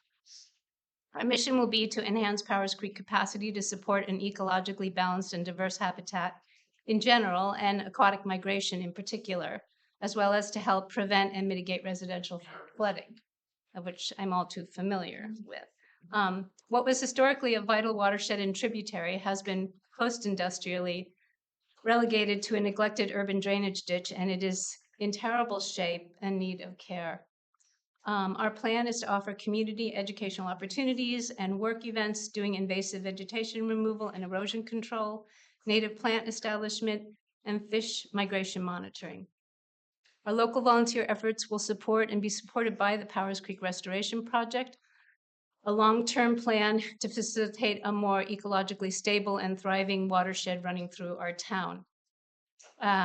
If you'd like more information or to get involved, our email address is friendsofpowerscreek@gmail.com, easy.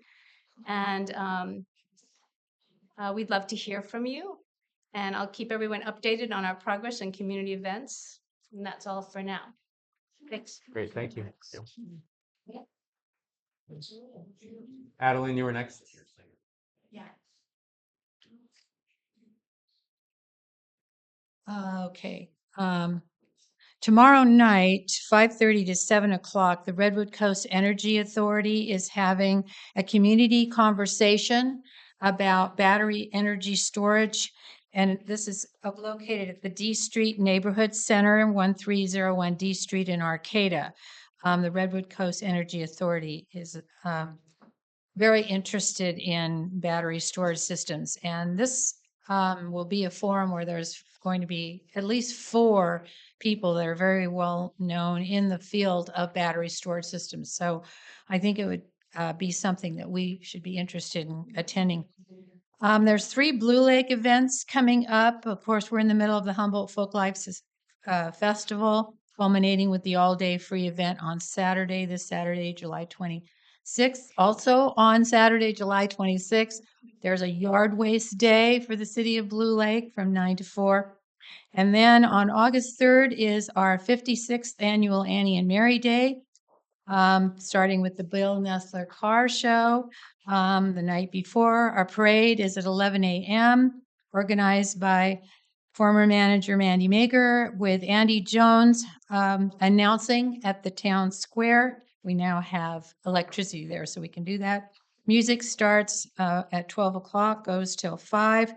We have over 50 craft booths, including food items and dessert items. The speeder train will be out here. The Timber Heritage Association is bringing out double the tracks for the speeder train rides. The museum will be open from 1 to 4, and museum will be serving pastries and coffee. So let's all come out and enjoy Annie and Mary Day. Thank you. Great, thank you. Yes, go ahead.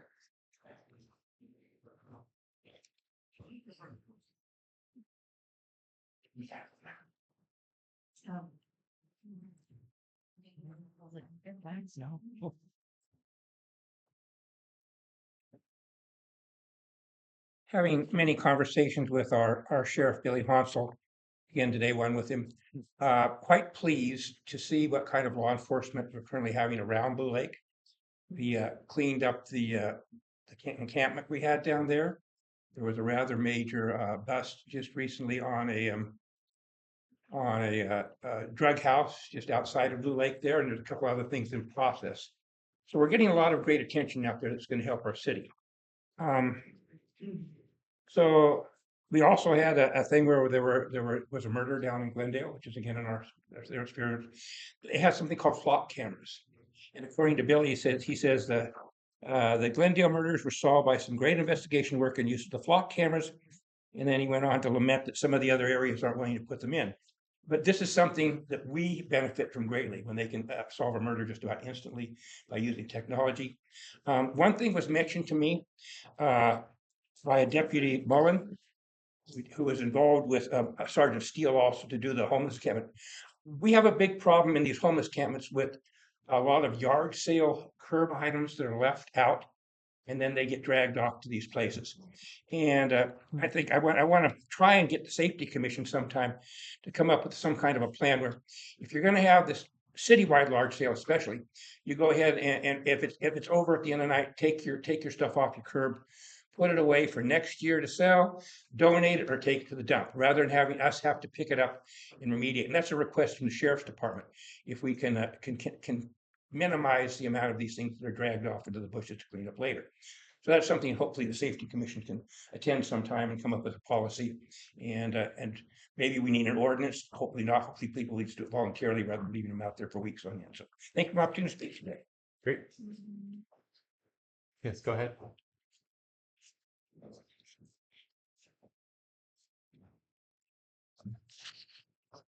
Rebecca Collins.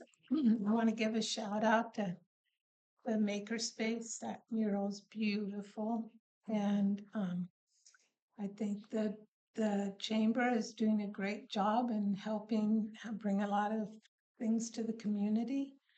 And I like to see all this, and I'm happy about Annie Mary Days again, and some positive things happening in the community. Thank you. Great, thank you. Any other public comments?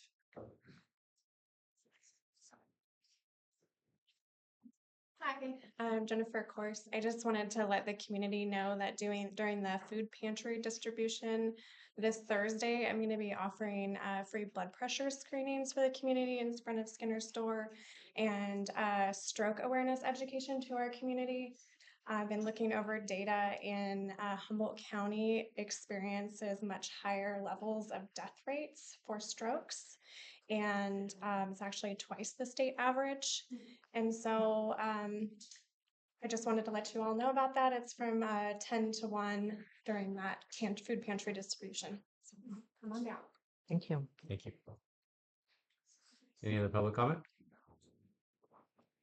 All right.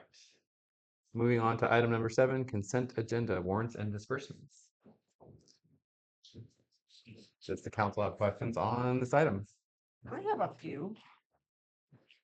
I think I can totally preempt one of them. If you see a line of things that have check numbers and zeros with no description, those are called voids and spoils, and those are checks that did not get issued, misprinted. Oh, okay. I am looking at check number 13026 to Avila. And it says annual renewal software fee. And I'm just curious if you could tell us what software that is. That's our finance software. Finance software, okay. And then I saw something else. 13081 to SHN for truck route. And that's for $44.79. So I'm curious if the truck route work is still ongoing, or if that's. Yes, it's still ongoing. It is. Okay. Is that for phase 2 or still some phase 1? There's still cleanup? things that are being worked on from phase 1. Thank you. I see. Okay. And back up that same page, the second one down, 13052, fire risk management services. What is that? Those are the people that hold our health insurance. Okay.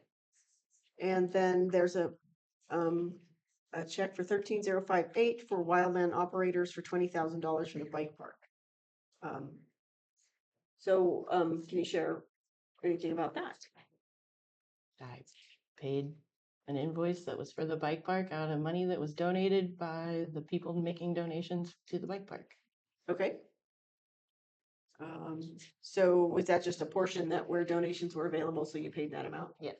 Okay.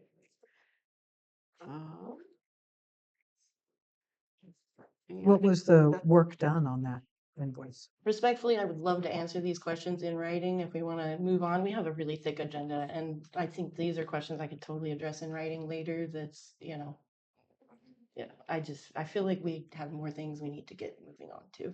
I We're feel like paying an attorney like many hundreds of dollars a minute to sit here while you ask me questions about our warrants and disbursements, just to like put things in perspective.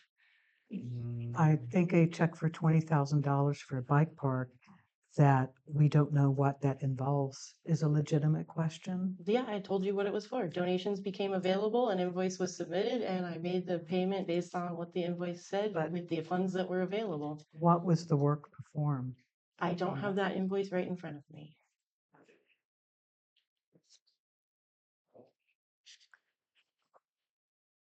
Any other questions? Yeah, yes, just a point. I'm sure the answer will be similar, but check number 13057 US Bank Corp. That's our credit card. Yes. And at the last time we brought that up, we'd asked that we would have those expenses itemized out for us, that we could also look at those. Yes, I have not had an opportunity to do that with my current workload.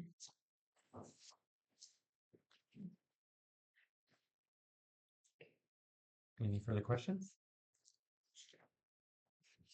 Also, point of order, I'd like to point out nobody motioned to pull this from the consent agenda. Oh. I guess I'm wondering if we need to pull it if it's the only thing on the consent? Yeah, because consent means you're going to either consent or you're going to pull it to talk about it. Well, I apologize. I would have pulled it. Well, then let's go ahead and do that now, just for the sake of getting in alignment with questions. Make a motion to pull item 7A, I would the second. consent agenda. First and a second. Okay. All those in favor, say aye. Aye. Aye. All right, we pull the consent agenda. Yes. Or excuse me, the consent agenda item. So that check number for wildland operators has already been issued, correct? That's correct. The only things on that list in front of you are checks that were issued. Is that all that is owed to that organization? I don't believe so. All righty. I would move that we accept the warrants and disbursements. Second. First and a second. Any public comment on warrants and disbursements? Seeing none. It passed. All those in favor? Aye. Say aye. Aye. I still have questions, because with the bike park and that expenditure, I don't know that we've had a memorandum of understanding in place that we had spoken about for donations to be collected, how they would be tracked, how they would be dispersed and when. So for that reason, I am a nay. I'm going to make a note. for Can the we bring that up as a future agenda item? Okay. Great. Thank you. All right. Moving on to item number 8, consider adoption of the 6th cycle housing element update and resolution number 1235. This is a discussion action item. Staff, either Gary or Danny, would you like to fill us in on this? Yeah, I thought Gary is right there. I was Great. like, I thought he was here. I can start. Based on meetings that we've had with HCD, that council members Napier and Mayor Sawatsky were a part of, the HCD expressed a desire for us to expedite the timeline as quickly as we possibly can. That being said, even if we pass this tonight, we will still, for the rezoning action, be running up against that 12/15 deadline that we gave ourselves for doing the rezoning action. And so in order to try and keep us ahead of that deadline, you are being presented with the housing element. Gary, have we heard back from them on if they've accepted our new timeline or because Yeah. I mean, they generally accepted it, but still asked my professional opinion of the quickest timeline that I believe it could be accomplished. So you should have received a copy of that. That went out on July 18th. So yes, they accept the timeline, but they're still putting pressure. And in fact, we had a meeting today with their deputy director of HCD inquired about a memorandum of understanding with the city. So entering into something that locks in, the city's obligations, the things that HCD will do to help the city, and staving off, enforcement action or potential fines and that type of thing. So they're highly encouraging the city to enter into that MOU, and that's something the council obviously can discuss, in the near future. Thank you. I wonder, since you guys had that phone call, I think it's been a couple weeks ago, and so just, is there anything more that you can share about the content of the phone call, other than they are just to move quicker? As far as the one this morning, or Well, not the one this morning. I'd like to hear about that too, but Yeah. if we could start for the one from the one that was 2 weeks ago, I think on a Monday afternoon, where I think John and Kat were part of that conversation. So essentially, my questions for them were, like I think we're in good faith trying to resolve this issue. Why did we receive the enforcement letter? And they said they did receive our enforcement letter. Gary, correct me if I'm wrong, but they were going to send us, or they received our timeline, but then they were going to send us the enforcement letter no matter what. So I was like, Yeah. why did you guys do that if we were like, obviously communicating with you in good faith to get this done? So they didn't really have an I answer mean, for they us. basically explained that that's a tool that they use to put pressure on communities to come into compliance. Blue Lake had received one previously. I think it was in 2022 or something like that. So kind of similar thing they've done in the past. It's just one tool they have to put pressure on communities. And it was asking to meet and hammer out a more detailed timeline and milestones and things like that. And now they're following up with asking for a memorandum of understanding to memorialize some of these things. Great. Anything more from the meeting today? Sure. Yeah. I mean, I asked a bunch of questions of them, as Danny knows. Basically, they want the memorandum of understanding to cover coming to compliance for the 6th cycle and planning ahead for the 7th cycle. And I understand the 6th cycle. I get that. But I did say, can we deal with the 7th cycle later? I mean, the city doesn't have money to do that. Is there going to be state funding available? To what level of technical assistance can you provide? Do you have recommendations for firms that do this a lot that can be very efficient with the work, things like that? And so, basically I said, we'd like to include the 7th in there just to lay out some milestones. Okay. And that they're not aware of any funding to be available at this time. The big push to help folks get into compliance was in the 6th cycle. They don't necessarily have anything they can discuss right now that would help a city like Blue Lake get this done. So that was kind of unfortunate to hear. But anyway, they followed up with an email explaining the desire for the MOU. Soon that will be forwarded to you for your review, and they'll want to follow up and have meetings about it. At some point, the city attorney will need to be involved and review what's contained in this MOU. The Attorney General's office will be involved on their side as their attorney and that kind of thing. So other than that, let me just look through my notes. The timeline I provided to them, as far as my just professional opinion of the quickest timeline, they said that generally looks good. I stated in there, as you may have seen, that that's just my professional opinion. There's no guarantee that would happen. The council's committed to December 15th, that kind of thing, just to qualify it. Let's see.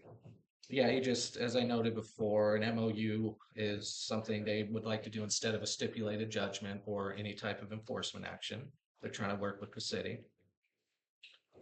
They're going to provide us more info on how this MOU process would work. Obviously, they'll develop some draft terms and outline for the city review, some milestones, obviously city attorney reviews.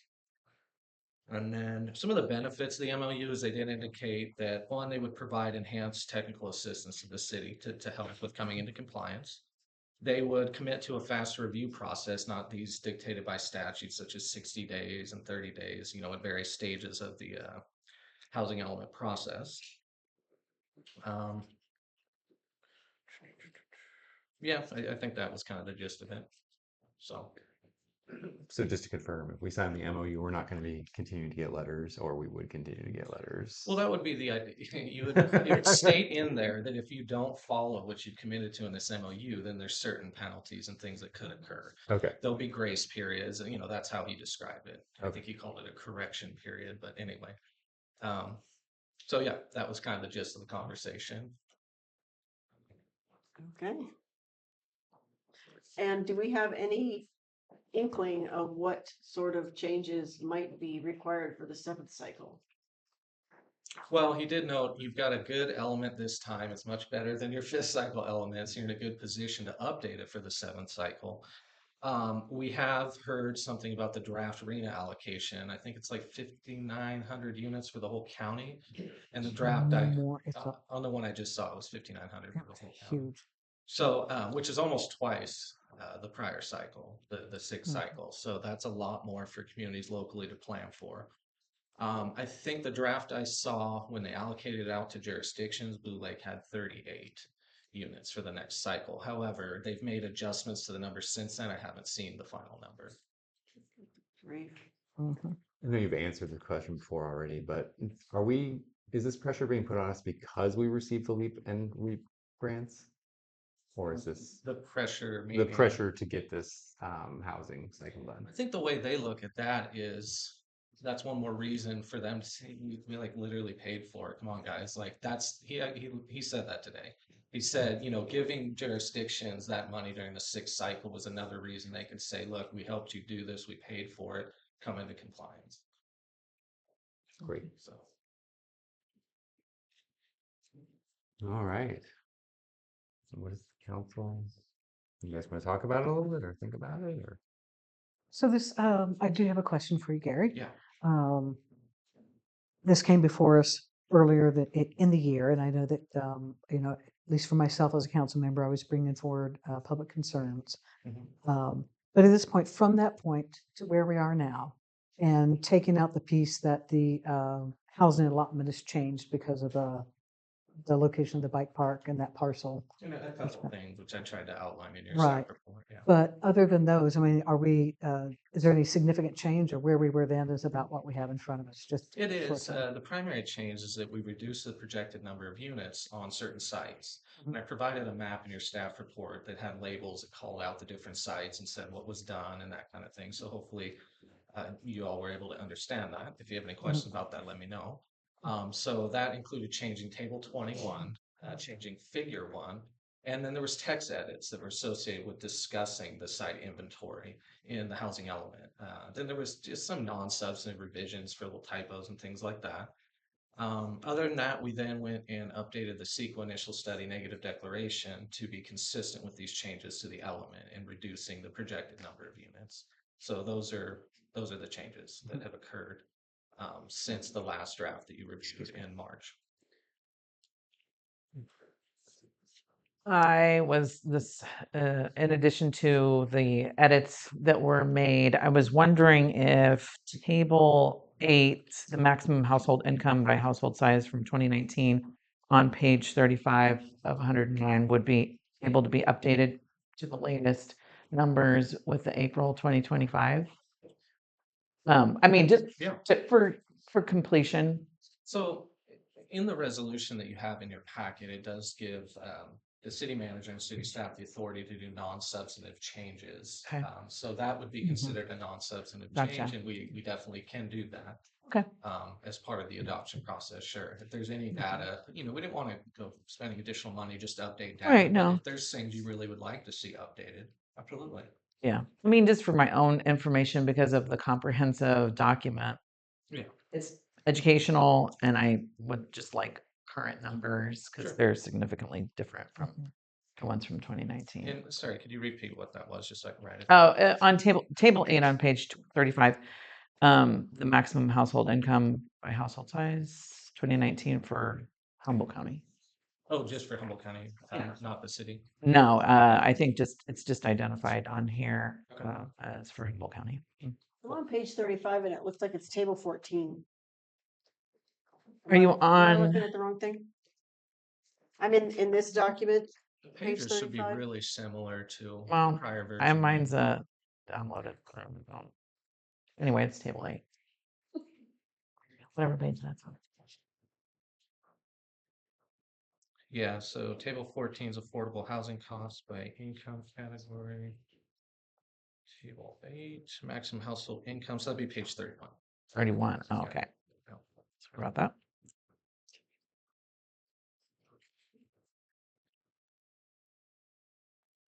Also call attention to the comments received from Lisa Hoover. You should have received those. If you have any questions about any of those, please let me know. Were you able to address them with her? I was able to review them and I put some notes down for addressing them if the council would like. Sure. That would be great. Thank you. I just go one by one or? Sure. Okay. Is that okay? Do we have? Yeah. How, I mean, how long it's gonna take? Is it gonna be Yes, please. expensive I don't or know, I talk a lot, let me see. give us a layman's version? Yeah. Patty engineer. I think more information is always better, so thank you. Sure. So, question 1, I think or comment 1, I should say. So I think what the commenter was saying is basically, it says, maintain the quality of living environment, enabling the development of balanced residential neighborhoods with access to affordable housing. Essentially, I think they're looking at some of the goals and some of the programs and saying they believe they conflict or they're not consistent with each other, I think is the gist of it.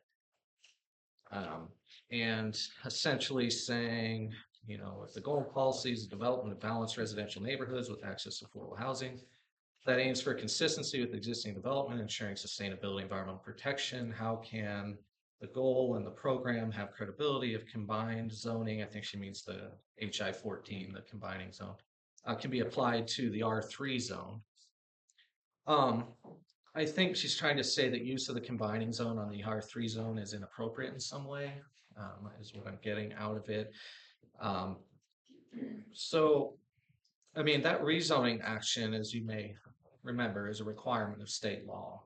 When you haven't properly planned for your prior arena, or you didn't get the development you projected on certain sites, they ask you to do rezonings. I think you guys are familiar with what's being proposed there. The R3 zone is one of the zones it's proposed to be applied to. We don't necessarily see that happening now, but we incorporated it into it as a potential option in the future if it arose. And this is a combining zone meant to promote multifamily housing. R3 is the city's multifamily zoning district. So it makes sense to include it as a potential option. It may never be used in that way. I mean, right now, the opportunity zone is also listed as a potential place where that combining zone could be applied.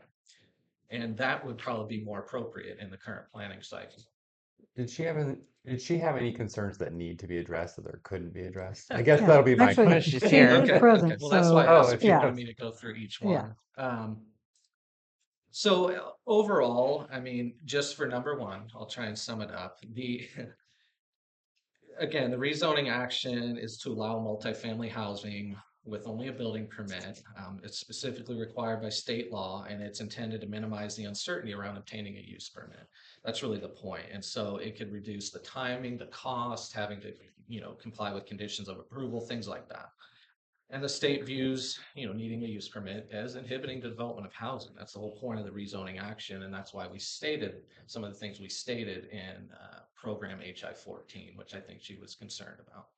So anyway, I'm not sure there's necessarily something there that needs to be addressed, but that's just a general response to that one. So I can move on to comment 2. This has to do with HI 17 about ADUs. And the concern is at the end of HI 17, we say one option to accelerate production of ADUs is rezoning sites in the city that have non-residential zoning to zones allowing residential development. There's also other things proposed. That's almost like a nuclear option, but we saw other jurisdictions doing that, so we threw that in as an option.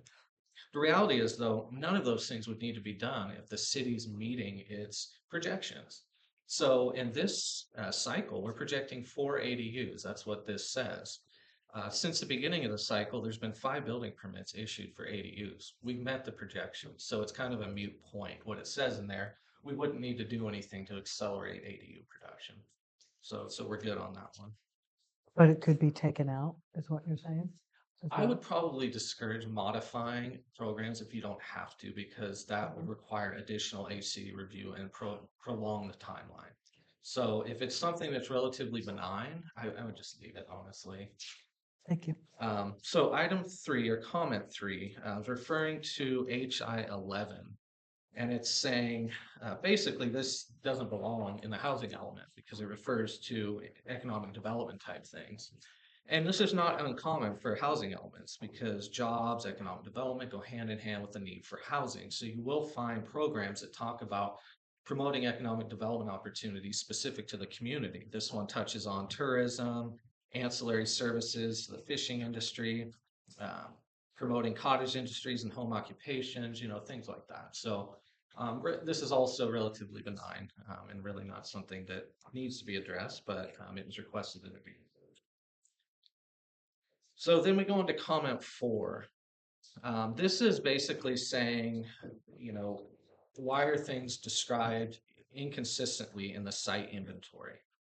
So they bring up a case where 2 sites are said to have constraints of creek corridor, creek setbacks, riparian habitat, flood zone, things like that. But one is listed as likely developable, one is listed as not likely developable. And really the point here is that, yeah, they may have similar constraints, but the severity of those constraints varies. And we take that into account when saying whether something's likely or not likely developable. And there's 2 properties that were listed in here. One of them was listed as likely developable at 4 units. That one, there's something in the permitting pipeline and application. They've determined they can potentially accommodate 4 units. Made sense to project 4 units for that property and describe it as likely developable. Another one is city-owned property near the downtown. It's mostly creek corridor. It doesn't really have room for housing, although it is vacant. So we list that as not likely developable. So in response to the 2 properties noted in the comment, that's the reason. They have varying severity of environmental constraints that are reflected in the projected number of units or the description of developability. So the last one is probably the one that you'll find the most interest in. It relates to environmental review and CEQA, cumulative effects. It says a number of things. I tried to break it up as far as my notes on the response by one's on biological resources and the analysis that was done. And then one part's on talking about categorical exemptions and other exemptions and then cumulative effects. So I'll start with the biological resources one. I think the concern by the commenter is that the section on bioresources in the initial study says that there's a potential for impacts to creeks and wetlands. And that's true. Some of these sites have creeks and wetlands. And so that's basically us identifying an environmental constraint on the properties.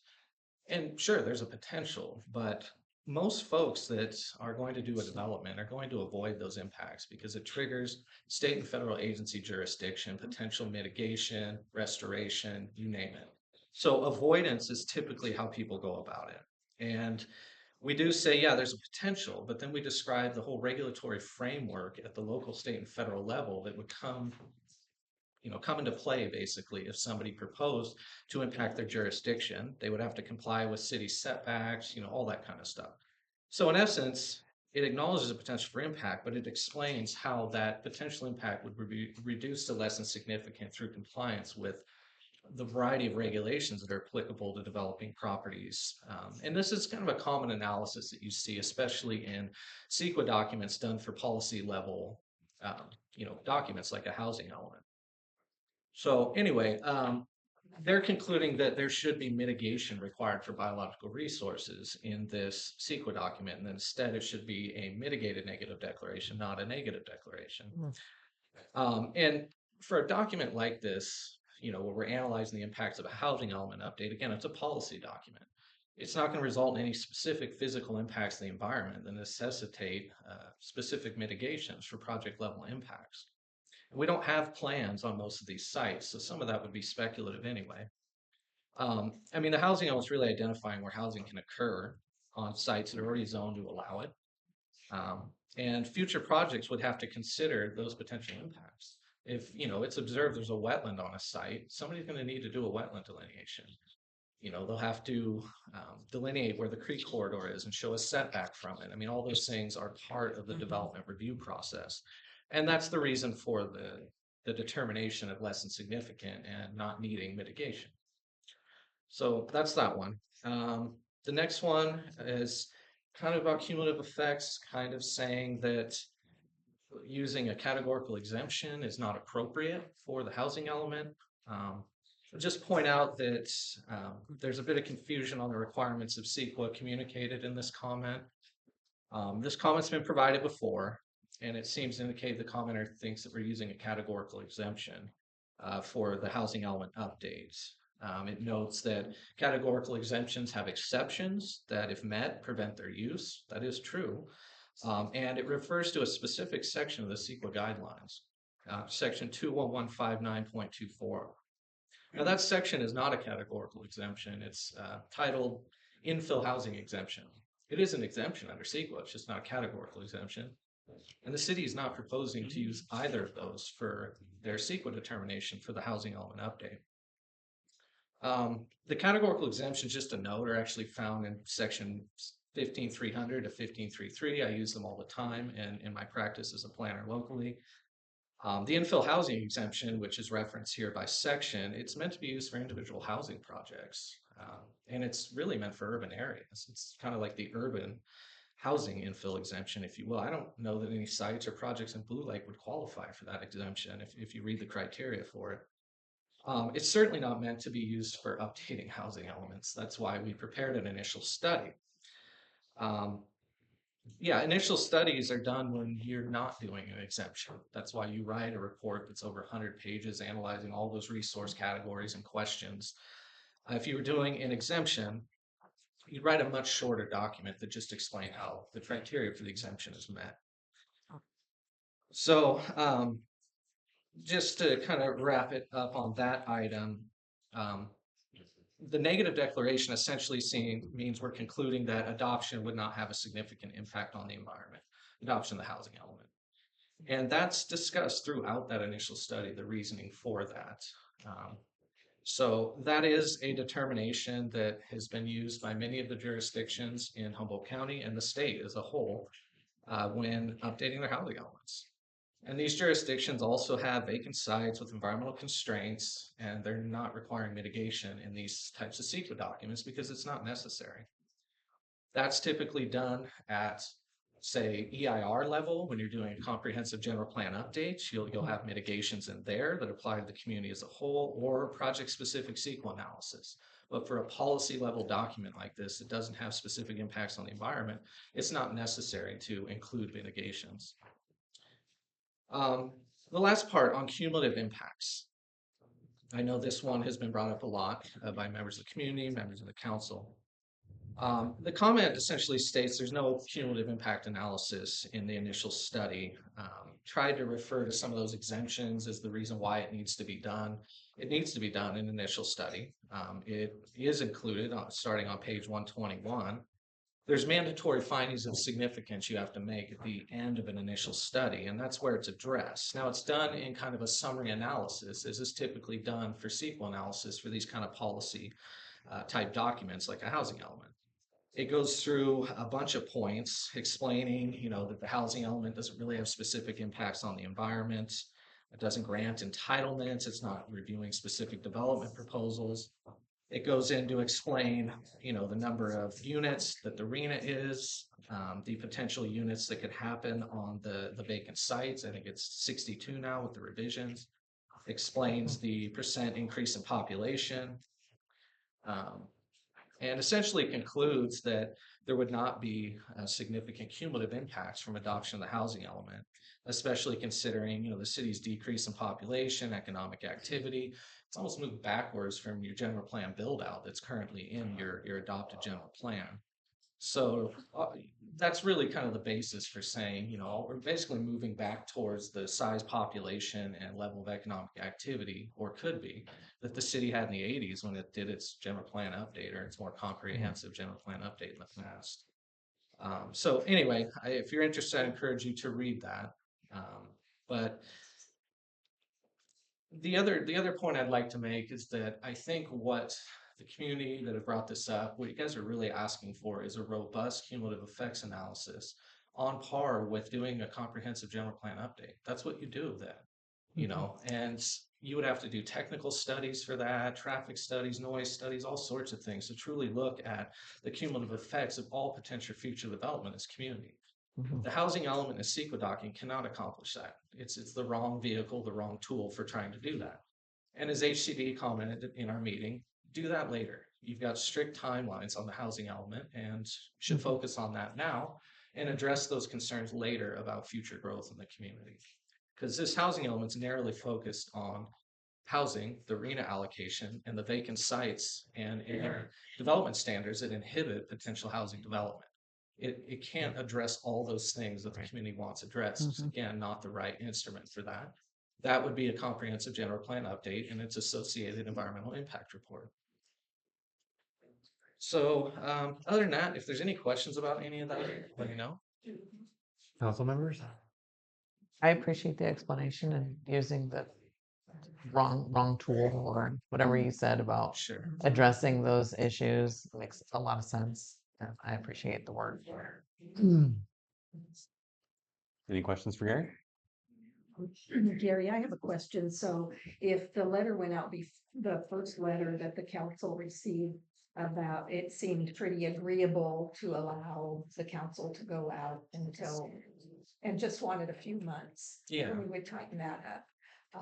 Do you think that that's still the case and they just want us to work as quickly as we can to get it done, by that timeline? Or? Sure. And they're also asked your consulting city planner for his professional opinion, which kind of put me in a weird spot because you guys were like December 15th. And I'm like, well, technically my opinion can be done faster, and it was kind of weird. But I mean, at this point, they want you guys to do an MOU to really iron out what your obligations are, to set it in stone. Okay. An agreement that says you will do these things, they will do these things, and if you don't meet these timelines or obligations, these will be the consequences.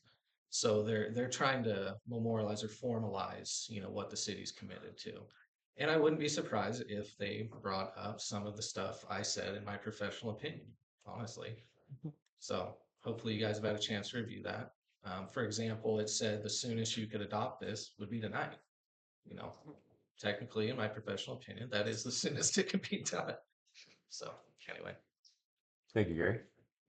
I would like to add to that comment that the MOU is offered in lieu of a stipulated judgment, which is a court-ordered document that we would have to then go to court basically to participate in that, and the consequences of not complying with the timeline in the stipulated judgment are much more severe than if we were to go with the MOU process. Ryan, do you want to weigh in on that at all? Thank you. I was going to have I can speak generally as to the concepts. An MOU is a contractual agreement with HCD. If we violate the terms of the agreement, depending on what the stipulated remedies are, they'd still need to go to a court to enforce it. Stipulated judgment is essentially us saying we stipulate to judgment there's going to be that we did not do what we were supposed to do. There's fines and penalties already established, and we essentially give up our right to litigate. And so as between the two, I'd certainly recommend an MOU, MOA, whatever form it comes in. Obviously, we need to negotiate, and I need to see what the terms are. But that's far better than a stipulated judgment. Is that going to take extensive legal review to review the MOU, or is that going to be quick? I don't know. I haven't been involved in the conversations. I don't know what the terms. If it's as simple as the city agrees to do these things by this timeline, and if we don't, they'll send us a notice, an opportunity to cure. That's a reasonable time frame. Then great. If we can get some concessions out of HCD with respect to their review of the things that we do, so that we can meet our timeline, then I think that's great. But I don't know. Great. Ready to open up to the public? All right. Does the public wish to comment on this item? Yes. Adeline, go ahead. Before doing that, can you just formally open the public hearing? Oh, thank you. Thank you. I'm formally opening the public hearing.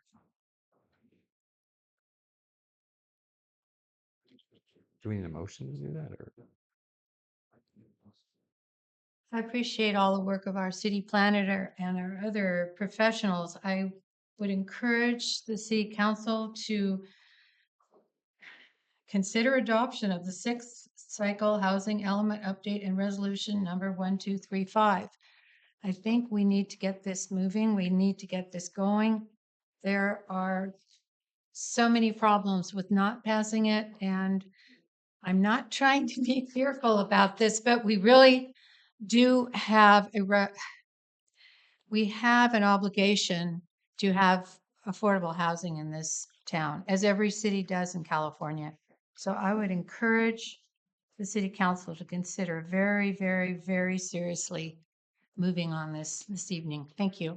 Great, thank you. Sorry, Lori, go ahead.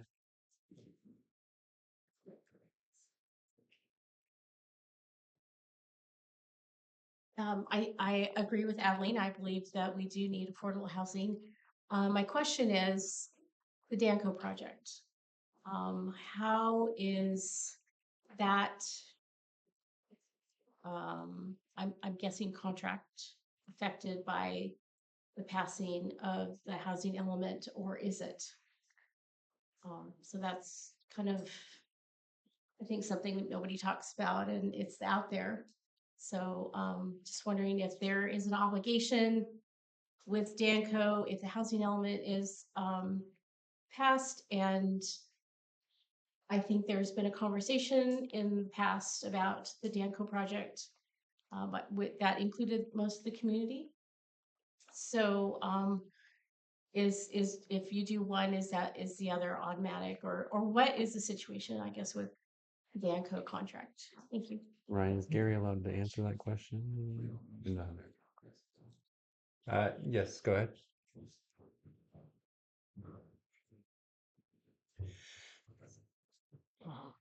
Well, that's fantastic news that we can enter into an MOU, which there's no reason to move forward until you understand that, because that's your timeline. So,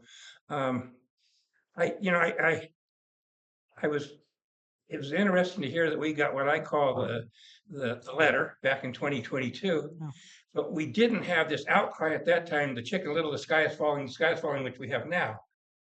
We have time to work through this. It's very nice of them to give us this grant as far as an MOU rather than a stipulated agreement. I think we have plenty of time to work through this with staff and with the competent council that we have here. It is a little bit distressing in some ways. I started looking at those particular lots that were being cut down as far as their usage and things go. One said just because it's a horse pasture, all of a sudden, I mean, it was a horse pasture before, it's a horse pasture now. Why is it not able to have the same amount of units on it? There's no logic to some of those.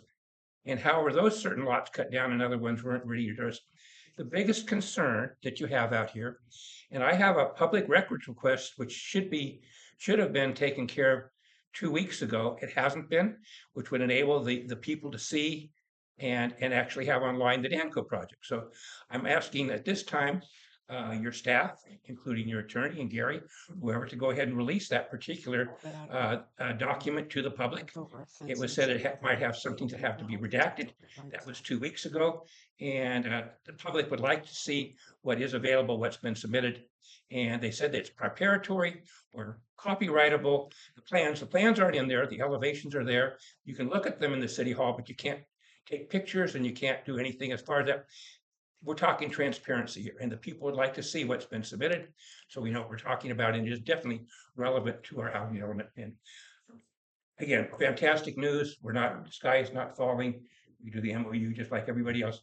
It's very concerning to us in California that Blue Lake's population is going down, the state's population is going down, the county's population is going down. But they just have to seem like we just have to keep building and building and building and putting more concrete and buildings all over our nature things, which we like to preserve here. So thanks for the opportunity to speak. Thank you. Thank you. Any other public comment? Yes, Lisa, go ahead.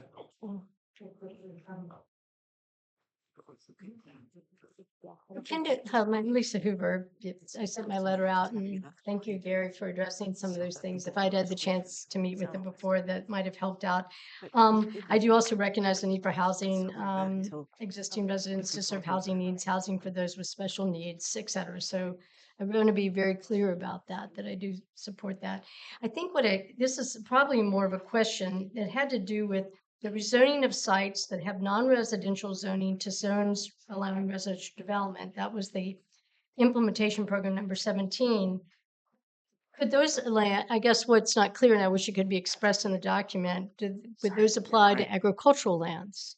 Would they apply to open space? Would you be able to rezone those? Or are they mainly talking about rezoning existing residential or opportunity type zones? So that was one of the critical things. And I also, just in short, the cumulative effects, which y'all heard from me before, and I know that this is not a project-specific document, it's a planning document, but it seems there is a place to perhaps address how it will be looked at in the future. And that was my last sentence. I would ask that the initial study and housing element, where I could not find anything on cumulative effects, there's not a search engine available for me to look for that word, but my cruising through it, I couldn't find it. I would ask that the initial study and housing element address this item to provide clarification of how and when cumulative effects are going to be assessed in order to substantiate some of the categorical exemption of the CEQA. Thank you. Thank you. Any further public comment? Yes, Justin, go ahead.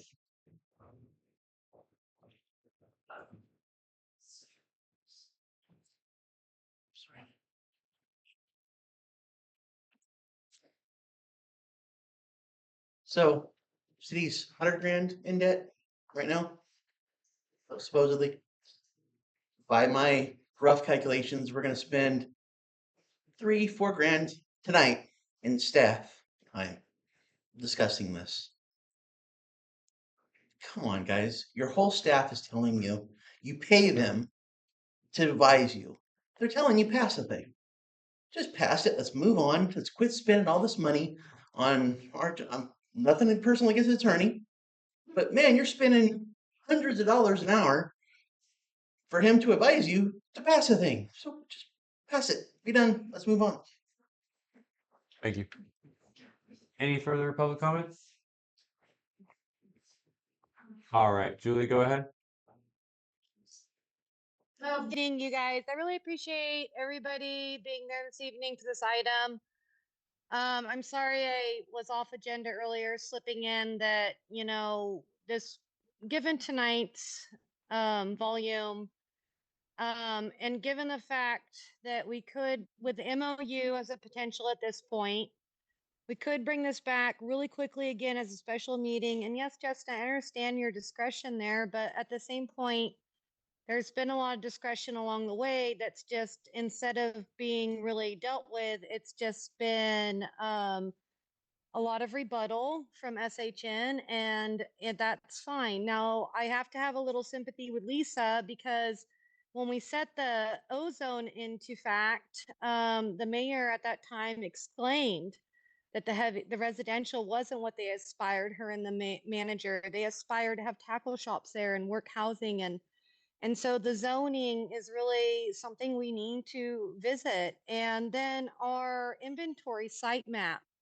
with the revisions on it. Now, why didn't we have that revision map when we approved the restoration of the creek? That would have maybe impacted everybody's decision on the restoration project. Just saying, okay, with all the mandates. Why are we not having city properties on there on top, above private properties? Why is our inventory map the way it is? I think it's really not replicative of what our inventory is. Are we hoarding it for later? So the general plan stuff. So you guys have to understand, I already gave you my recommendations for the MOU, okay, and a special meeting really quickly. But the only reason I've had my discretions over the years for this process is that I spend my time, like I'm listening to you now doing chores. I listen to Access Humboldt. I listen to the other cities. I listen to the county. I listened to the process that they have gone through, amending their general plans, amending and updating their housing elements.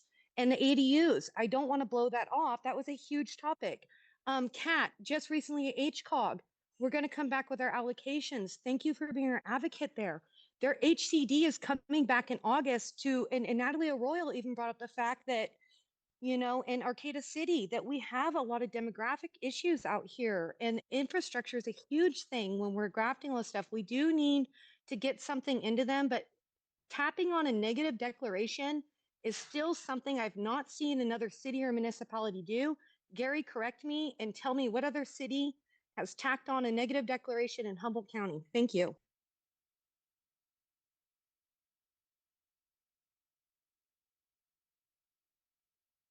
Seeing none, I'll bring it back to council for Oh, consideration. really quick, can I Oh. interrupt? Terry, you're not wearing your microphone, hon. Can you put that on? Thanks. Any further questions of staff or consideration of adoption, or how do we feel about the MOU? It's got a couple options. Go ahead. Could we, Gary, could you just answer that last question about the negative declaration in other cities? Yeah, thank you.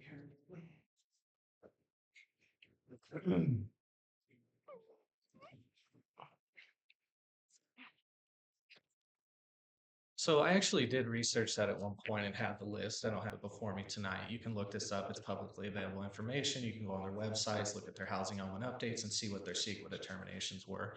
At least about half of them. I think Rio Dell was one, similar size to City of Blue Lake, that did a negative declaration. But I encourage you to look. I can pull the list out later if you want, but about half of them did. Some of them did addendums, which is what we originally proposed to do, but the public said, no, we want a new CEQA document.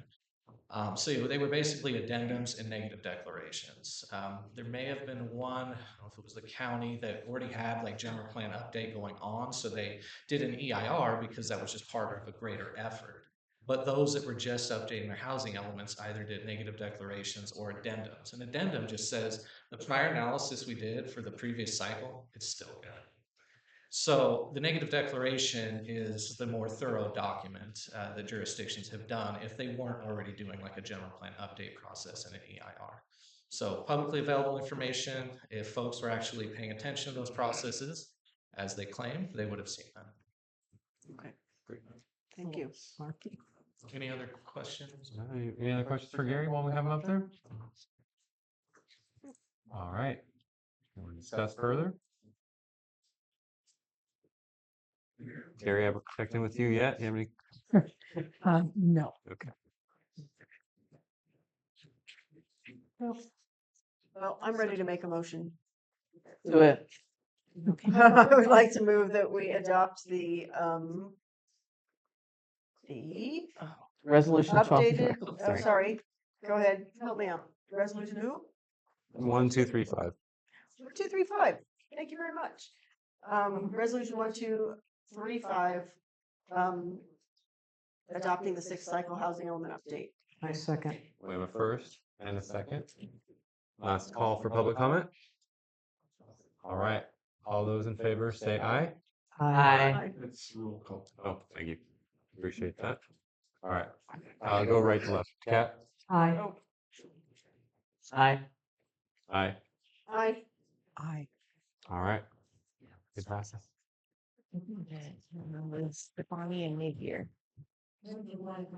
All right. We're on to a 5-minute stretch break. Ah, Blessing. thank you for your good work, Gary.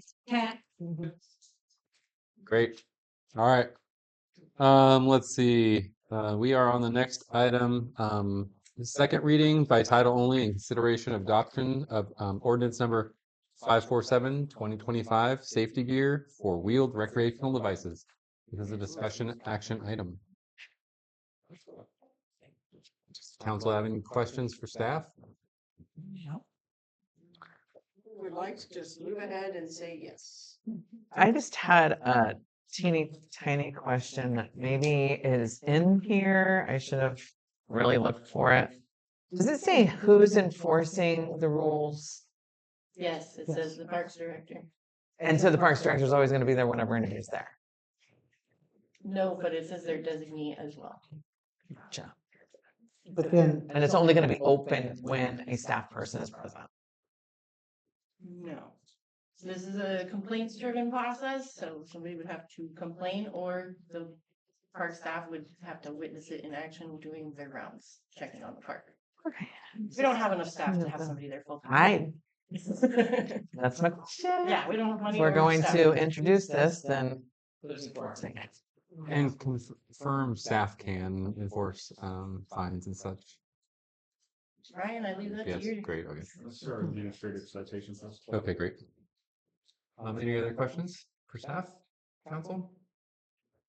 All right, hearing none, open up for public comment. Yes, come up front.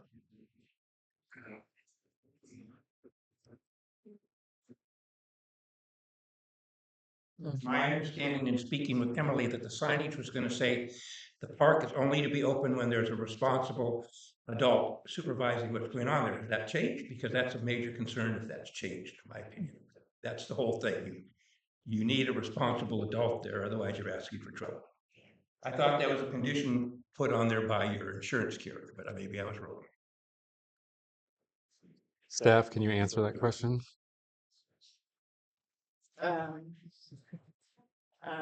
The adult is the person's parent or guardian. It's not necessarily our city staff as the adult. Great. All right, sorry, go ahead. I'm guessing that we're gonna have more conversations about what our insurance company says and what the requirements are between now and when the park actually opens. So We could amend it. is that a fair assumption to make? And I would add that this ordinance is limited to the equipment, the safety equipment. It's a condition of the governmental immunities that are available to the city that we have an ordinance requiring certain safety equipment and signage with respect to the required use of those safety equipment. Rules and regulations more generally with respect to the park will need to be determined. Okay, thank you. All right, any other public comment on this item? Seeing none, Julie, go ahead. Yes, thank you guys. I hope I'm coming in okay this evening. I do appreciate this item on the agenda. You know, I used to be an avid skate parker in high school at Arcata Skate Park, and they did have the same kind of rules for safety gear. We had to have knee pads, elbow pads, and actually wrist guards was another one there. But the only way they could enforce it was by having APD come by. APD was the one that like opened the skate park for us and closed it up. And then you look again, and they were the ones that would enforce that as well as far as citations. But then we look across the board over at McKinleyville now with their skate park. It's very open fenced, accessible at all times. So we kind of have a lot of different situations going on throughout the county. But I think the best situation that we can do for ourselves is to have signage that is at least disclosing our liability and that we really make sure we have a good connection with our Parks and Rec insurance. And that it is use at your own risk facility. I think that's going to be a huge thing in the end, is that it's use at your own risk. But we really appreciate having these facilities. I mean, there's so many places that somebody could have an accident and within our city property and public, you know, facilities that it's just a liability that we take, but we just need to make sure that we're covered with it and that people know they're using it at their own risk and the signage is there. If we're going to have operational hours, those need to be enforced through public works, opening, closing gates, cameras, whatever we need to do to just make sure us as a city don't have a liability. Any facility that wants to rent it out from us needs to have an additional insured through the city. They need to have their special use permits, just stuff like that. Like we can make it work. I volunteered for Blake Arena for years and McKinleyville Arena, and we make it work. We just make sure we keep everything that we are not liable and that everybody's having a safe, fun time. I really support it. Thank you. Thank you. Any other public comment? All right, seeing none. Oh, we'll bring it back to council. Okay. Go ahead, Kat. Oh, thank you. I know I had brought this up last time about signage being multilingual. And I know some commenters said that a lot of the signage is just pictorial in nature. But I would ask that staff consider having any written type be both in English and in Spanish. Great. Any other questions from council? All right, seeing none, can we entertain a motion? Mhm. I would move to adopt ordinance number 547-2025 entitled an ordinance of the City Council of the City of Blue Lake adopting helmet and protective gear use at the Blue Lake Bike and Skate Park and waive the full reading of the ordinance with the reading by title only. Thank you for including that. Great, we have a Even first. though. Do we have a second? Second? All right, last call for public comment.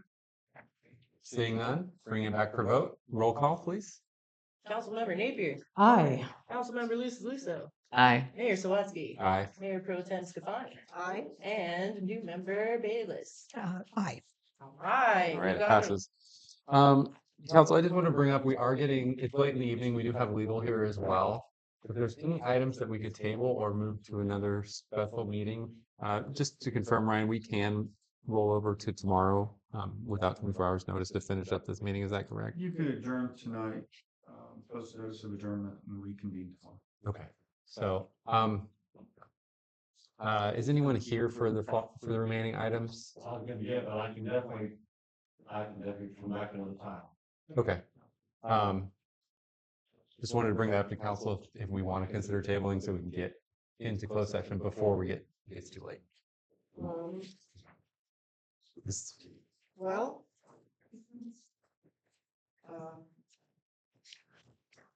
So we're saying from 11 forward? Correct.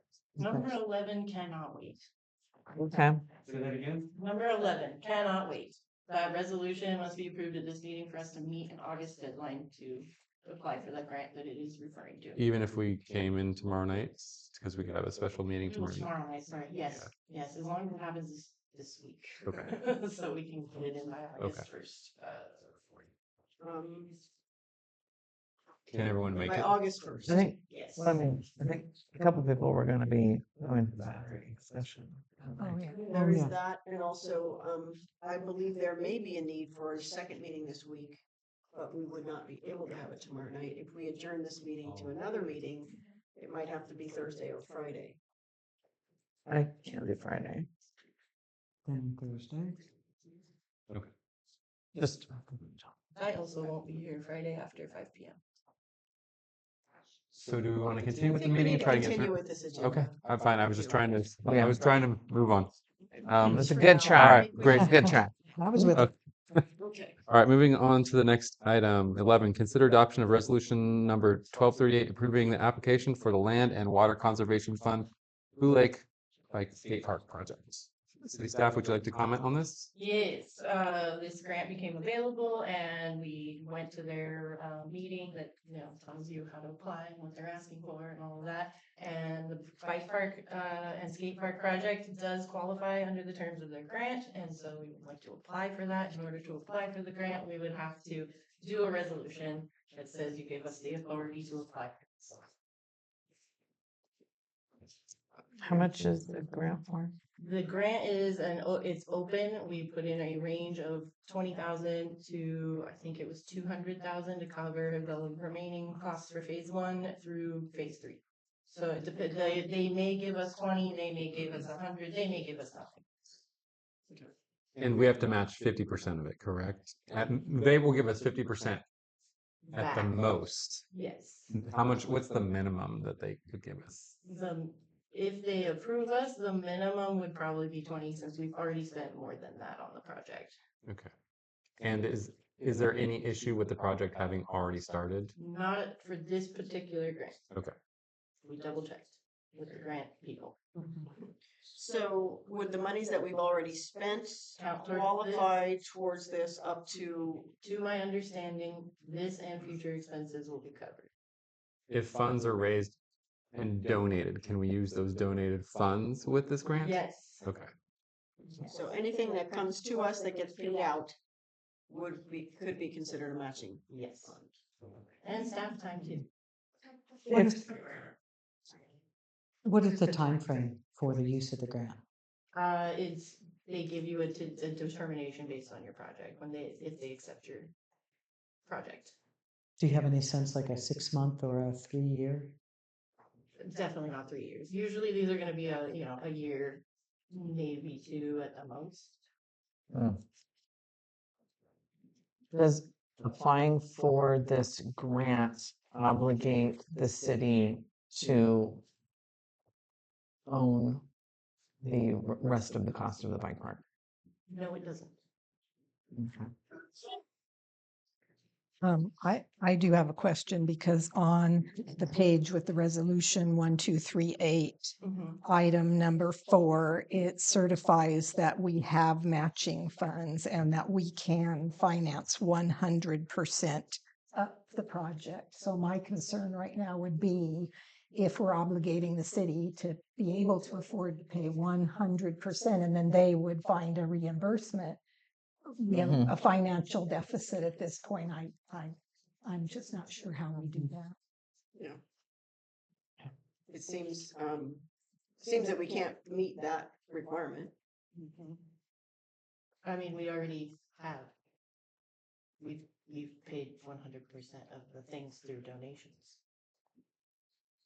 We have financed this project through donations, which is an eligible source.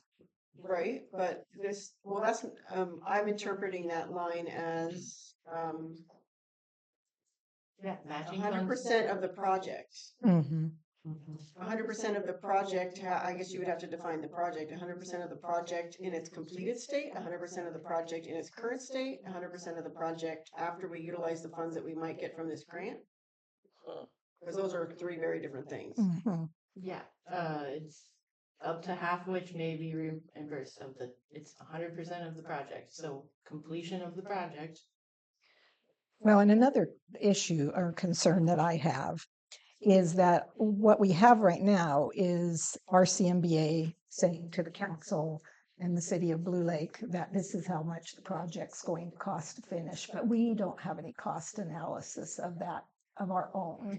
And so, I mean, right now we're agreeing to finance 100% of the project, and we don't really have a firm handle on what that project is going to cost the city of Blue Lake. Because, Danny, could we ask them to grant us $20,000 or $50,000 instead of like the entire project, or do you have to say, is it like all or nothing? Ask them for whatever. It hasn't been submitted yet. The only thing that we're doing right now is saying we intend to submit and that you're giving us permission to. We can totally narrowly define that submission however you want. I was just saying, like, we could tell you we're willing to do 50,000 or 100,000, and then you could move forward with that. Yeah. Sorry, what's going on about? Staying on item number 4, I mean, it says it certifies that said agency, and I guess that would be the city, has matching funds for eligible sources and can finance 100% of the project. I mean, that seems to be pretty definitive that they're saying that we have that.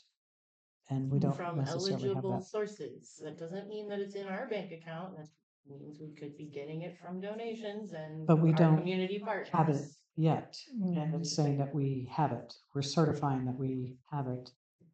I guess I would ask Ryan. Let Ryan weigh in on this. Yeah, I'll say it. I mean, the way the process works is you have to adopt a resolution authorizing an application for a grant. Then you're going to get a grant agreement that's going to have binding obligations. Part of those are going to be representations and warranties that, based on the funding amount awarded, we have the matching funds at our disposal at the time we sign the grant agreement. So that's in the future.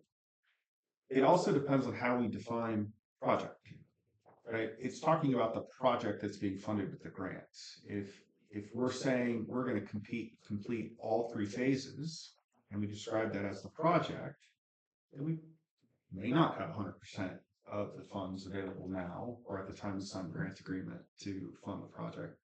But if the project is something more tailored, which may be more realistic in terms of getting the grant, and I would rely on the grant writer, city staff to make that determination, then that is the project that the grant is funding, and that is what we need to have 100% in. So if the project is, we want a grant to install fencing, that is the project. for purposes of this grant. And that's what we need to be able to finance. It's not the entire, all three phases. Unless we request all three phases and seek hundreds of thousands of dollars, then we better be ready to pay our portion by the time we sign the grant agreement. And that'll be in the future. Great. Is there another resolution that we need to adopt in order for us to accept the funds? Should we be granted? No. Okay. Just this Okay. one. And so if we did get the grant, we would be reviewing the grant before we accept and commit to that. Yes, you're not signing yes to it unless you agree to it, and then you're only beholden to it if you sign it and take their money. This is just giving us an opportunity that we can take advantage of if we choose. Gotcha. Ryan, sorry, apologies. No, go ahead. Just confirm, Ryan, it's standard for us to give the director of Parks and Rec the full authority to move throughout the grant on? It is normal to have an authorized representative who is appointed and delegated authority to do those things. Yeah. All right. Okay. Any other questions? I think so. In this instance, that seems rather expansive, the authority that we'd be imbuing with the Director of Parks and Recreation. Would it be a problem instead to have the city manager to be that authorized representative? I don't, unless you see any reason with that, Danny, I don't see any reason. I brought you the resolution as recommended by the grant funding agency. So. All right. It's not my resolution you should, mess with. You can do what you want. Yeah, that would be fine. All right. Any other questions before we open up the public? All right. We're gonna- Open it up for we're gonna Go ahead. motion. We're gonna make a motion. No, we're opening up for public comment. Yeah. I don't have any comments. I just wanted to get an education. Julie, go ahead. Oh, sorry, you guys, pulling out my phone. Yes, I totally support any grant funding we can get with the matching funds. If we can clarify, though, that we have this through all three phases, because I want to make sure that they're going to qualify our donations that were prior to phase 1 and 2, and also just making sure we have clean books on what is owed at the current time, so that that is written up within that night. As far as writing the grant, though, always ask more than you would want to receive for sure. Again, going back to volunteering many years with different nonprofit organizations that don't even have a schedule. Like, I don't know how we do these donations to your city, but you definitely have a lot of opportunities within the greater region of our community to get countering donations, but we need more specs on the situation, in my opinion. Definitely right for the grant, but we don't even technically know what we owe and what is actually been donated, and really having some specs on that and having the grant brought back real quick, because they're going to have to write it up. If we can do any letters of support for the grant, anything that we can help Emily do to craft it. I mean, this whole community supports this project, but we need to make sure everybody that donated prior and is going to be donating in the future is taken care of as well, as my main concern. So I do promote all this. Don't take anybody wrong on that. But we've got to get our ducks in a row and make sure we know what we're actually needing to facilitate. So that's my thoughts. Thank you. Great, thank you. Linda, go ahead.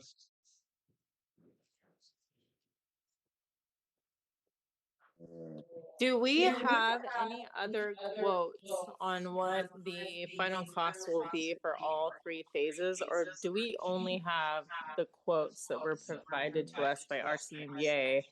And has legal looked over those quotes, or do they need to make sure those are accurate to get us to that point? And all the past due bills, do they fit in the requirements to be matched, to be paid in the future? Thank you. Thank you. So I think We can't. I mean, does staff wish to respond to that? Great. All right. Any other public comment? All right, I'll bring it back to council. I think that the last commenter makes a good point. And I guess I would bring this to the city attorney that with item number 5 agrees to comply with all applicable federal, state, and local laws, ordinances, rules, regulations, and guidelines. I would like to hear from I think we had an ad hoc on Bike Park and we haven't heard from them. But I think there has been question in our processes up to this point. And if we're going to use, we know the city is already in a deficit, we don't have those funds. So then we're going to the other position that, well, we've already had donations and we want to use those as basically as our in-kind donation. But we need to make sure that we've had a clean path from how that work was done, how that work was put out to bid, if that was, whether it was a licensed contractor or, a special contractor that is on a state list and approved and it doesn't have to go out to bid, whatever that is. I would have concerns from how the enthusiasm has carried this project forward. Some of the processes going along, I think are still in question. And I would be very concerned if we were to take money that then, as it gets investigated even further, they might end up calling back. Well, I'll just say, I can't speak to the substance of your concerns at this time, but the grant opportunity hasn't gone through legal review. I haven't seen the grant agreement. I don't know what the conditions are going to be. Certifying that we will comply with all federal, state, local laws and ordinances, I don't have an issue with. We're already obligated to comply with those laws. But until I see the grant agreement, this is just a resolution authorizing the submission of an application. And if we don't submit the application on time, then the grant funding opportunity is no longer available to us. So I guess the question is, do we want to pursue grant funds or not? All right, great. as Thank you, long Ryan. as we're able to review all those things later, if we are awarded the grant, I'm totally comfortable with it. Great. Anyone wish to make a motion? I would, yes. Are we going to change that, appointing the city manager instead of the parks director? So that would be one. And then we have to conduct all negotiations, execute and submit all documents, et cetera. Is that something that would be appropriate to have any council member also as part of that process? So you can direct staff that that's what you want your process to be. The grant funding agency needs a person authorized that they can rely upon and know that what they get from that person is authorized by the city. So the grant funding agency isn't going to accept any conditions upon that, but you can be clear with your staff that you're not to sign any contracts, amendments, without legal and or council review. Great. All right. And can I ask one question, Ryan? On a project like this, because it is on city land, would a project like that, if it goes up over that $200,000 threshold, be required that it goes out to bid? Is that the law? I can speak in a general sense. Okay. Public works projects that improve city property generally do go out to bid through a request for proposals or request for bids. There's a lot of exceptions to that. Okay. Because I was just curious about that, because if that is true, and something that I was reading from the state of California said that if it's over $200,000, even if it was improvements to parkland, it would need to go out to bid. And yet we've had part of this project built maybe without that. I don't know. I haven't been here, so I don't know. And I'm not saying we shouldn't do this. I was just curious about that. Okay. Seems like it's another issue that we need to move move to another meeting, but as far as moving forward with the RFA, feels to me, I feel ready to make a motion. Yeah, I was ready to make a motion. To adopt resolution number 1238, approving the application for land and water conservation fund assistance for the Blue Lake and Bike and Skate Park project and authorizing the director, the city manager to execute and submit all required documentation. Okay. We have a first and a second. Last call for public comment. Yes, go ahead. John, one thing that Pat was talking about, all the loose ends about it, but it'd be nice to have a lot of this information about what's. Would you mind talking to the mic so we get it recorded? Ira? Ooh. Regarding the information that Kat was talking about, it makes sense to have as much documentation or records that to put forward. Maybe you could drop some of this on the Redwood Coast Mountain Bike Association. They might have a lot of these facts and figures, at least some of the loose ends. To relieve you of a lot of the legwork, but they may have a lot of that information that's money spent, money donated, instead of this group here trying to dig that stuff up. Call them, and then they might be able to provide, which would provide clarity to the issue. Great. Thank you. Thank you, Ron. All right, we have a first and a second. All those in favor, say aye. Roll call. Oh, Thank okay. you. Resolution. All right. All right. Going right to left. Oh, we had experience. Aye. Avery Luso. Aye. Sawatsky. Aye. Stefani. Aye. Bayless. Aye. All right. All right, so moving on to the next item, item number 12, draft a letter to the Blue Lake Rancheria Tribal Council. It's the discussion action item. So we all have a draft. Right. That was on the table when we got here. Okay. And so I'd like to request, this is a combination of something John and I put together and incorporates a bunch of parts of a draft that Danny put together. And so it's sort of a joint effort. And I'm gonna go ahead and read it out loud so that everybody can understand what we're talking about. Chairperson Ramus and honorable council members, greetings from the Blue Lake City Council. We write with a sincere and humble intention to begin a dialogue toward a more meaningful and respectful government-to-government relationship. We respectfully affirm the sovereignty of the Blue Lake Rancheria and honor your cultural legacy as well as your ongoing positive contributions to the broader community. We extend an invitation to explore avenues for fostering a stronger collaboration between our neighboring governments. We believe that by working together, we can move beyond past difficulties and establish a foundation for a more cooperative future. Our hope is that we can engage in joint initiatives that not only address current needs, but also acknowledge our shared history as we look ahead. We invite you to share your vision, goals, and suggestions as to how we might take first steps forward together. Respectfully, the Blue Lake City Council, and it lists all of us and an opportunity for each of us to sign it. Yeah. Thank you for this, and it is long overdue. These are our neighbors, and we have a long history here. I look forward to having a conversation with Rancheria and reaching out to them. So thank y'all for getting this on the agenda and putting a letter together. Nicely done. Is there any amendments that anyone will want? No? Well, council member. Yes, Obviously. yes, that's a space provided, and it would be on city letterhead.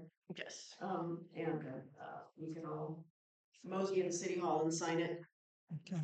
I would love to hand deliver it myself, as the liaison to the Rancheria. I guess while acknowledging the past is beneficial, I would prefer, but it doesn't, I mean, it's great either way. Say that we believe that by working together, we can establish a foundation for a more cooperative future instead of the move beyond past difficulties. Just kind of keeping it positive and the positive flavor of the letter and the intention. I appreciate that. And moving forward, I really appreciate that. And building bridges, awesome job. Excellent. Thank you for doing that. That's just my only comment. I like that amendment. Yeah, very good. You all like it? Okay, straighten that out then. Get gold stars on it. All right, let's go ahead and open it up to the public for comment. If there's any other input from council, before we move to the public? All right, great. Does the public wish to comment? Yay. I just want to say I love this and I love that we're reaching out and wanting to collaborate. That's all. Great, thank you. Julie, go ahead. Yes, I also concur with the collaboration. I do have a lot of friends within the Rancheria and collaboration as their neighbor. My farm is their neighbor and great relations throughout the years. And I think it's really been unfortunate that we've had personal politics that have denied our city that connection. And I would definitely promote our council to be involved. Like when I reached out to the Rancheria about the creek restoration, even though Dave said that they had got a letter of recommendation, they're actually working through their EPA program. And so just having that connection, we're doing a lot of projects together. So it's not saying they're going to have jurisdiction over us or over them. We're just working together. And I really admire that. Thank you. Great, thank you. Lynn, go ahead. I just want to concur. I think this is long overdue and it's very well said. And I like the amendment that you're suggesting. And thank you for doing this. I think it's great for both of our communities. Great, thank you, Lynn. Linda, go ahead. I just want to say thank you. From the beginning of this meeting, hearing that Blue Lake Rancheria was like Mexico, to hearing that there's a letter like this going out is a vast difference. It's far overdone. This is their home. I really appreciate it, and I hope they're open. And if the community can help support this, let us know. Great, thank you.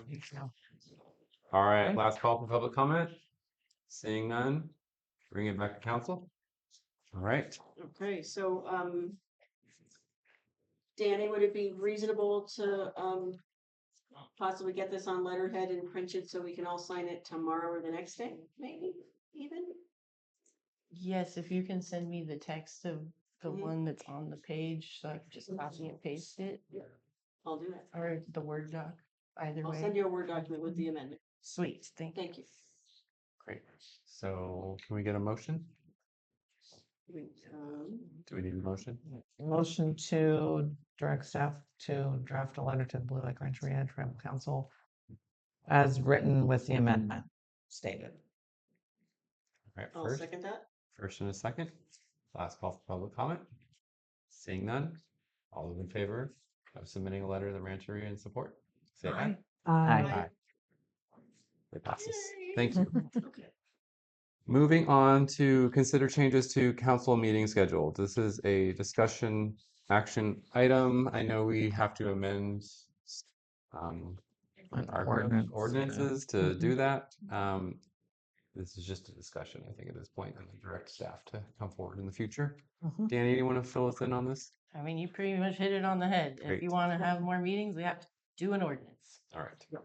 Or regular meetings. Or yes. regular meetings. Yes, thank you. And that would put it on the calendar, and if we didn't need them, we could always cancel a meeting if it wasn't needed, but it would allow us to plan more better. It would allow us to plan ahead more. It would give us more options, and I think I think we Shorter really need meetings? it. Yeah. Shorter Shorter? meetings. Yeah. Theoretically, Yeah. short Yeah. meetings. I don't want the 2 6-hour meetings. In one. No. Shorter meetings and faster cycle time, reaction time. Right. Whatever she's. Right, and it's And nice. not having the limitations of special meetings. Right. And it's clear, many members of the public are disgruntled. Yeah. Not realizing that the council is not really the ones who's choosing and deciding many of these meetings. But this way, we can all plan our lives better with the public, our attorney, staff,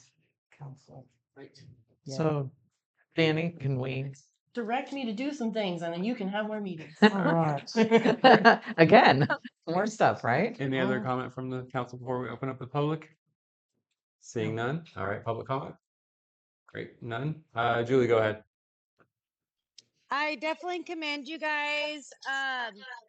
For now, going to a 2 meeting per month schedule that is scheduled to deliberate the agenda. We can have maybe our historical third Tuesday of the month be our closed session kind of idea. But prior and during COVID, we did have 2 meetings per month. It was actually never voted on or on record in minutes that we declined going from 2 meetings a month.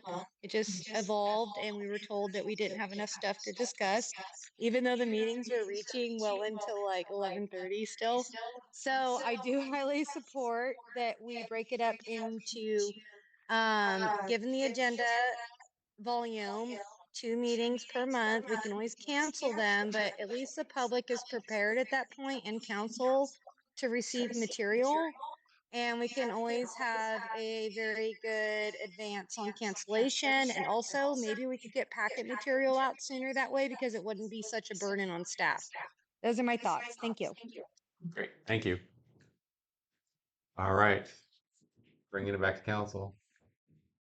So Direction to staff. yes, so we don't have to make a motion. We're just gonna ask Danny to go forward and do what Create. needs to be done to change the municipal code, Well, correct? I'm not sure, and I'd like to double check with Ryan on this because there is currently an ordinance commencing January 1st, 2019, that all of our meetings, blah, blah, blah, are basically just this one time a month. Mhm. So I don't know if that's by resolution. We have to change that ordinance.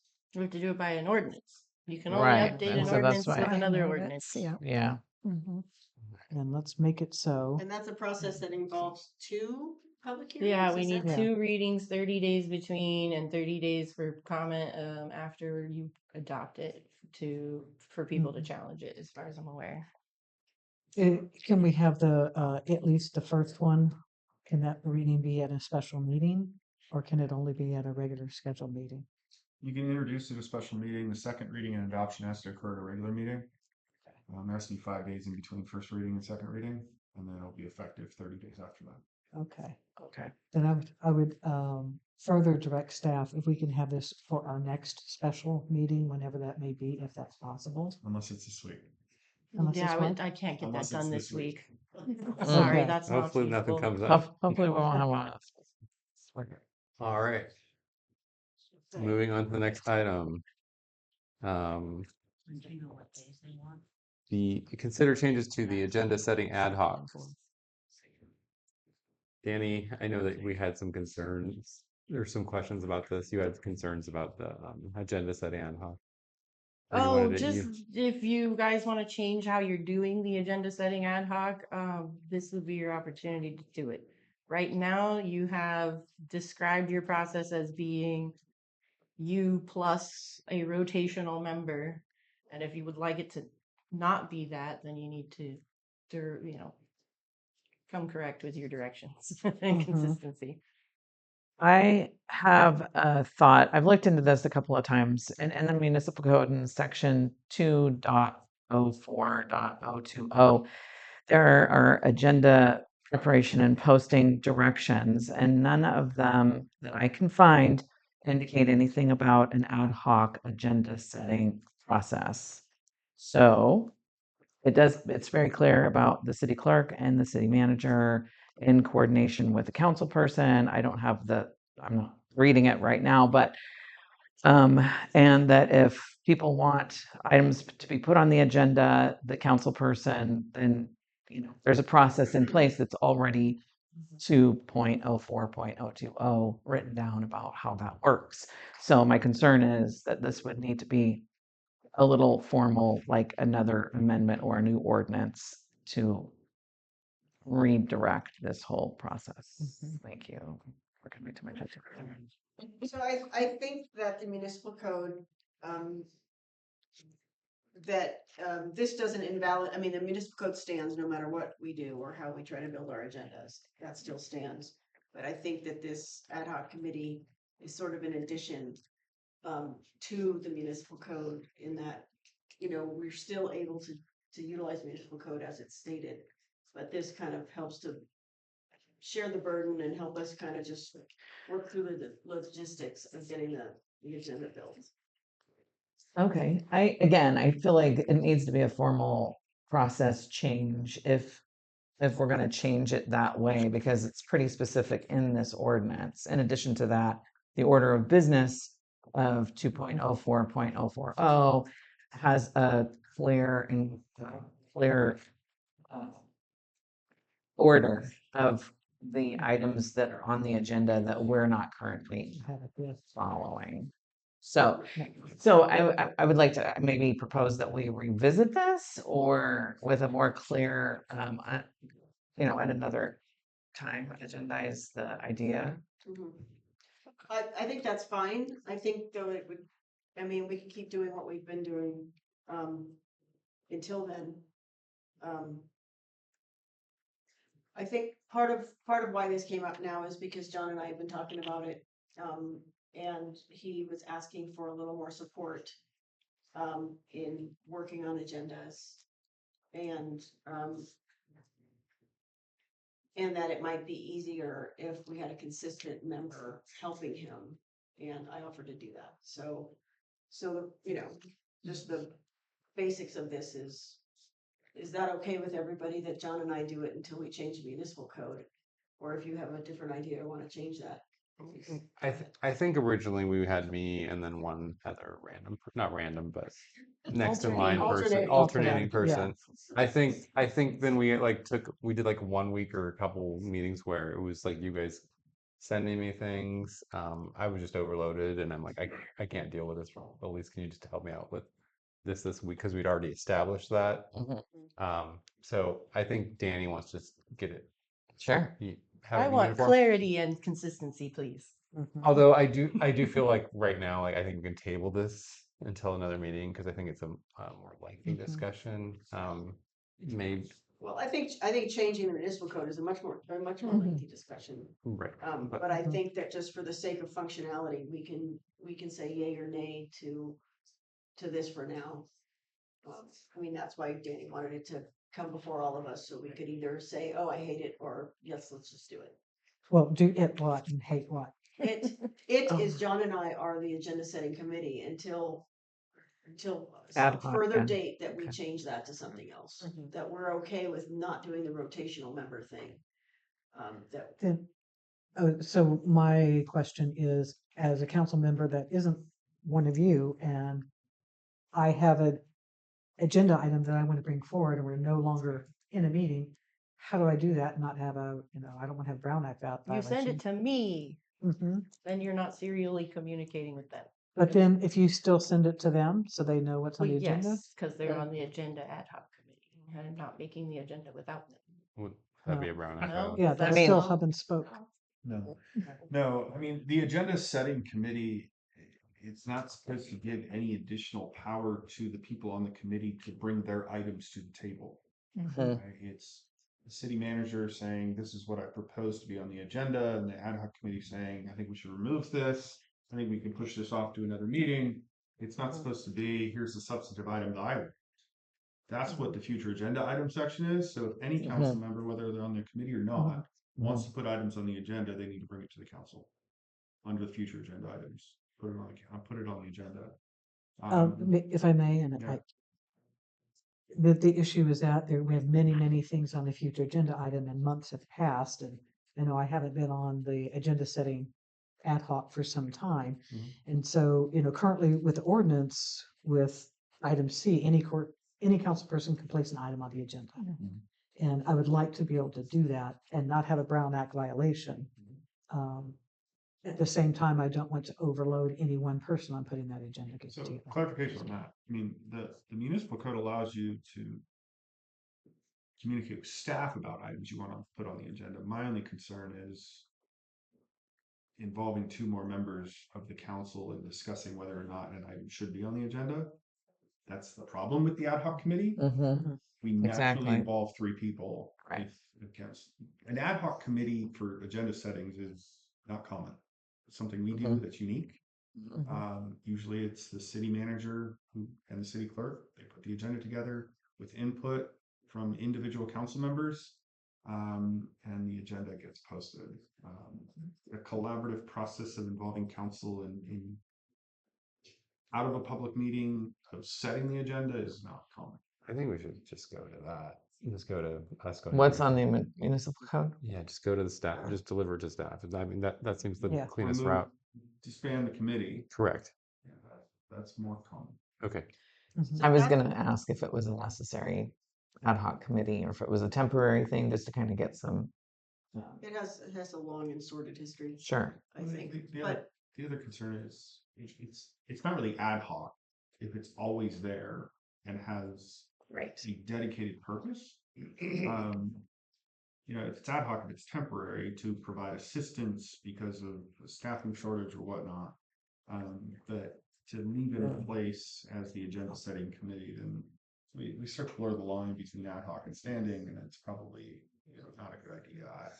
I think disbanding it, and then going back to what the municipal code says is probably the better way of creating your agendas. Now, we've talked about this before. There has to be some level of discretion that staff, city manager, city clerk can exercise over individual council members' requests to set items on the agenda. As you can imagine, if each of you said, I want these 5 items on the agenda, and city manager didn't have discretion to say, we need to triage this a bit, these 3 are going to go first and the rest can be put off. I think you need to have some faith in your city manager to make those types of executive level decisions. But it's your agenda at the end of the day. So, Agreed. And that's kind of the key point. It's our agenda, and if none of us gets to see that agenda before it's posted on a Friday night, after which changes are not allowed, then it's not really our agenda anymore. Because we haven't seen it, we don't know what's on it or not on it until it's over. And so we have no ability to say, hey, that thing that you thought wasn't necessary on this agenda really is. So I need you to put it back on, that kind of thing. The only pushback I'd give on that is that's what your future agendas section on your previous agenda is for. If there's something you want on the next agenda, that's the time to bring it up, and council provides direction to staff. This will go on the next agenda. If it's something that comes up between public meeting and public meeting, it's one council member directing the city manager to do something. When it comes to putting things on the agenda, I think that's okay. Usually an agenda is created in consultation with the mayor or the executive director, the general manager, depending on that. And, there is the city manager can use the support of the mayor to say, hey, I don't think we're ready for these 3 things, even though council member Napier wants it on. And then there's this decision that's made right then and there. This is either going to go on or it's not. But usually it's, chair and chief executive who do that. Problem is, start involving 2 more council members, then we lose that ability to have those types of discussions. I have a question. Yeah.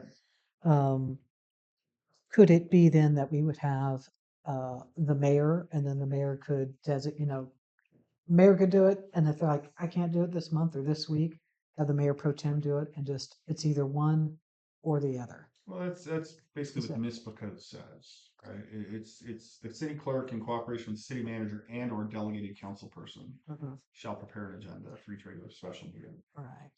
I don't like the idea of having a committee that isn't there for a temporary purpose.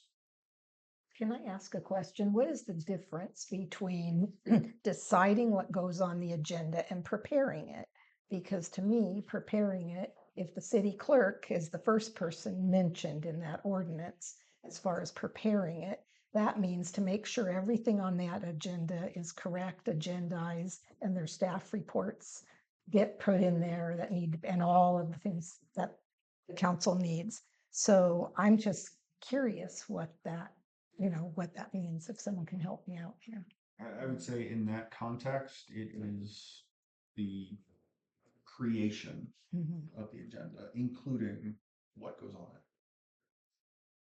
it. It's not just the kind of administrative act of typing it out. All right, any other questions? I guess I just wanted to ask Danny if she feels comfortable with us reverting back to that. Yeah, I just want consistency and clarity. I don't Okay. care what you decide as long as it's clear and consistent. Any public comment?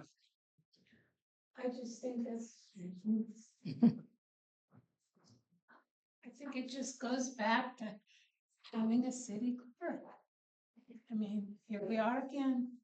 We need we need a city clerk, so the city manager can do her job and the city clerk can liaison between the staff and the council, and it all comes together and you guys get what you want on your agendas.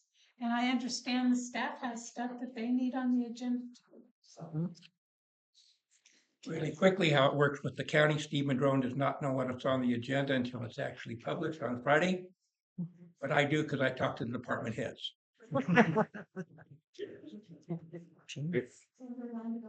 Julie, go ahead. Yes, thank you for everybody's patience tonight. I'll be quick with this one. But you know, we have to have some consideration with the timeline for the reason that you guys did develop an ad hoc. We were having a little bit of an issue correlating what the council's concerns were to the management to get them on the agenda. We do need to make sure that we do have new agenda items listed on our agendas that they're adhered to. In the past, they would kind of get skipped over to with no comment from public. And even the comment that was potentially given from council and public was really never brought back to and adhered to the right timing to add it in. So as long as I think we really get back the agenda item for new agenda, and that we have that correlation between our clerk and manager, we can really go back to that system. If we need to have an ad hoc in the meantime, still to have that breach, that's fine, I understand. But I would hope that we can bridge that gap really quickly. Thank you. Great, thank you. All right, last call for comment. Seeing none. We get it back to council. All right, so does somebody want to explain exactly? So we're just going to go back to the single mayor and or vice mayor setting the agenda. Go back And who's to the agenda preparation and posting section 2.04.020. Well, and I think it's important to note that the way that is stipulated, the council person has until noon on Thursday to submit an agenda item, which really is too late. Is that what it says? So I thought it a was member of the Wednesday. public has till noon on Wednesday, a member of Oh, the council okay. has till noon on Thursday. Mm. And Yeah, that's too late. and it would that, you know, depending on what is needed, could make it really hard to get that pulled together. So you know, at some point we might dial in just a few more details that would help it be more logistically Sounds good. functional. In the end. So let's I just want to be clear on then what it is that we're deciding here, that we are not going to have an ad hoc. Individual council members can send their agenda items. We're going to try to do it Wednesday. it's not a guarantee it'll be on there, but you can But it submit. will be either the mayor or the mayor pro tem that will see that agenda before it goes out, and they have that authority to make changes. Correct. Well, I mean, it'll be in collaboration with the city. Well, absolutely. And would there be an issue with whoever the designated agenda setting chairperson is receiving a CC so they're aware of that item come forward, or should the city manager present that list? That's fine. Okay. If it's just council member to city manager CCing mayor. Fine. Okay. Okay. Thank you. All right. Alrighty. Do we need to make a motion or is direction fine at this point? Danny? I don't think you need a motion. Great. You guys are in agreement on the direction here. Mhm. Okay, then we're good. Yeah. Because are we Yeah. hearing that we're still are looking at making some future changes to this ordinance?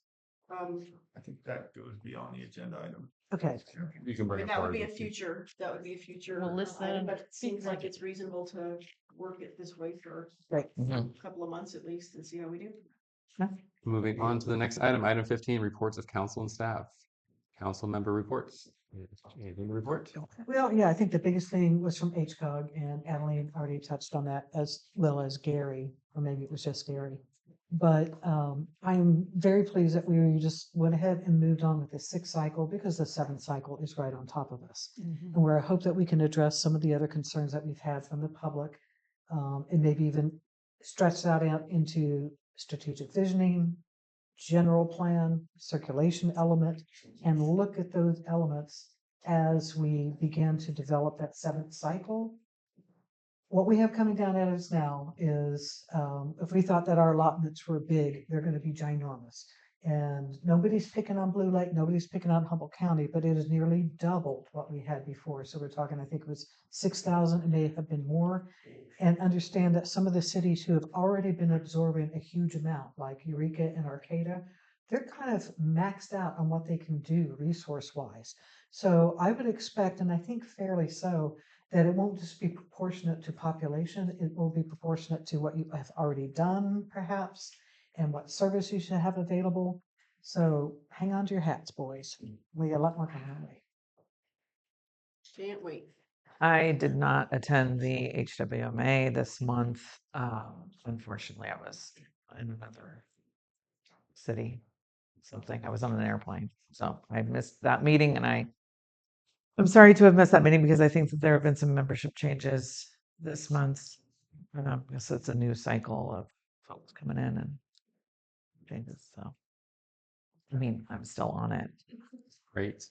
And I'm hoping to be able to go next week. Sorry. I attended a Chamber of Commerce meeting and they spoke about Annie and Mary Day. Okay, I attended a Public Safety Commission meeting and we had a number of topics. The one that probably got the most attention was the I Street potential traffic measures that could happen there. And there's going to be a survey that's being worked on. That's going to survey the folks on INH and probably J and all the side streets and try to identify the people that are most impacted by that street. And so that's in the works. Then RCEA has is making a loan to a company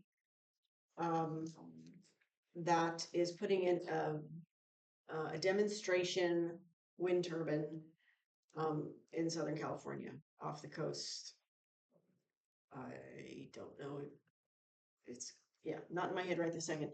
Anyway, so it's actually kind of interesting. The company has been working on this for years, and all their funding got pulled recently when the political climate changed as it has. And so in order to enable them to continue to move forward, RCEA is loaning them some capital so that they can keep the project going until they can bridge that funding gap. So it's pretty interesting and kind of exciting. And there you go. I think that's all I have for now. Terry, what did you do? Nothing yet.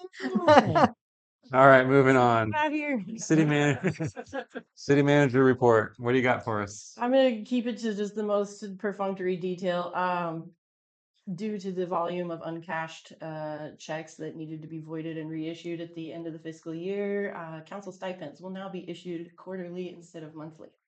This is to reduce staff time and the $30 per voided check fee that we have to pay the bank. So if I'm paying you a $50 check and then I have to pay $30 to void and reissue you a $50 check, you're costing the city money. Bad.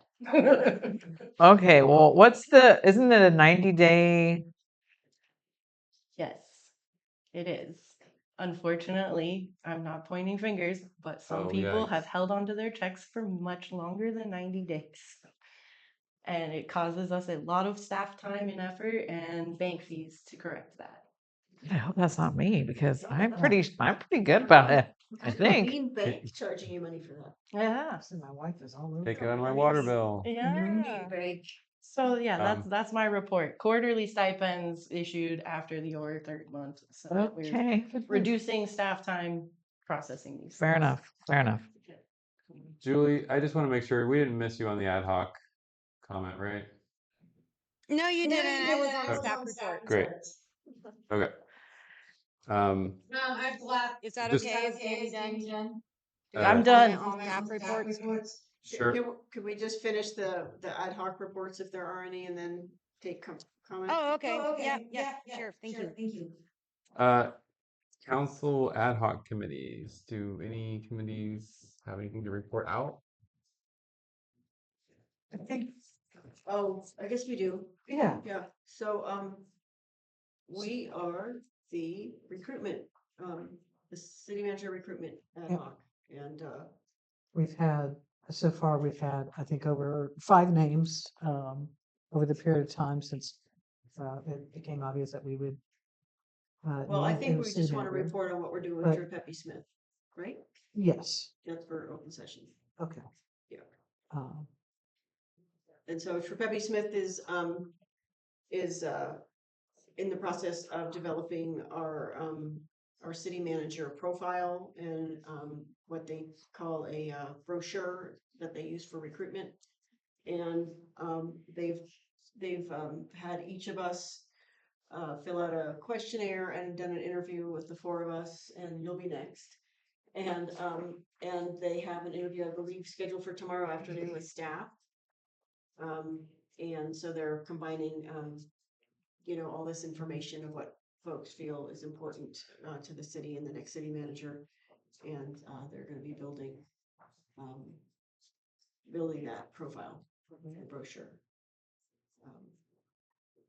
So that's where we are with the recruitment process, and it'll be at least 2 weeks before they're ready to launch that, I think. Well, and I just to complete it, the thought is that there's, parallel recruitment, is interim as well. So these are all activities into that. And working with Christine with Tripepi Smith, it's an absolute pleasure. Real professional, great guide. So just to be clear about what you're saying, it seems to me that we had this discussion at one of our last meetings where I was trying to get clarity on whether or not the ad hoc was going to be specifically for Tripepi Smith, or was it going to be in general overall for a city manager position, interim or permanent? And I was told, what I remember hearing is that it was only for Tripepi Smith. So then my question was, what do I do if I get a name or somebody sends me a resume? For the city manager position. And I know that that's not part of the report. I just wanted to just put that in there because I don't remember. I remember the Tripepi Smith being the one thing that was the ad hoc, not in the overall general recruitment process of the city manager. Well, I've also gotten unsolicited resumes or CVs, and any of those I think would be appropriate to send to the city attorney. Sure. That's fine. I forwarded the one you sent me to the city attorney. Fabulous. So he has it already. Yeah. Great. Any other ad hoc reports?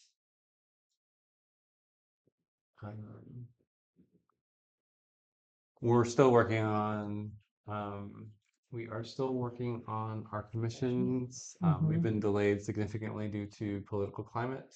Yep. I think that also the bike park is coming along as well. All right. Any other commission comments? All right. Open it up for public comment. Julie, go ahead. Thank you for your patience. And I have to giggle about the checks, Danny. I am like really bad at that with certain people. But maybe we could just donate them back to Justin, you know? Like if you don't collect them, we donate to Justin. So back to Kat's HCOG presentation that she gave. Thank you, Kat. I really appreciate you being on that. It went really well. I felt like there's a lot of discussion there that's really privy to us. And so please, Kat, keep us updated on that, because when HCD comes back in August, I really think it would be important that our community is aware of that and that we can be involved with that conversation as well. Okay, thank you.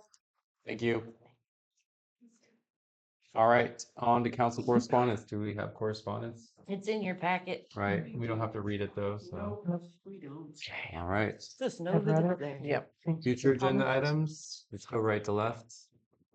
Yes, the obvious, we need to put, I think at this time we have a new council member.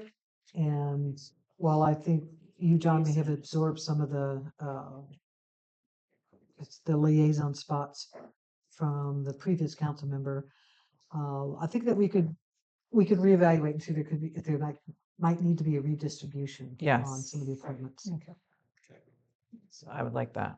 So I have an MOU regarding the bike park on my list of future agenda items, and then the committee reassignments. And Can I go? what else? Can I go? Yes. Danny was able to send me the marked up Word document of the City of Blue Lake City Council roles and responsibilities protocol manual, last revised September 10th, 2013. And so I would like to bring that up as far as a discussion item, possibly an ad hoc committee formation where I could work with one other individual on drafting a revision update. Thank you. I nominate Terry. I can do that. Can't do that right now, right? We're gonna put it on your next agenda, and then you We'll can put do it on the Okay, next thank agenda. you. Okay. I'm curious about the budget process, where we are with that, and when will be the next meeting about that, so it's not going too far. That's fine. So when is our due date? Or when We have to have done it by the end of September to, yes, the end of September. 60 days from Yeah. from where we had our past a resolution, maybe on August, the September. 27th of June. Let me look real quick at my No, notes. ad hoc manual, protocol manual. One more day.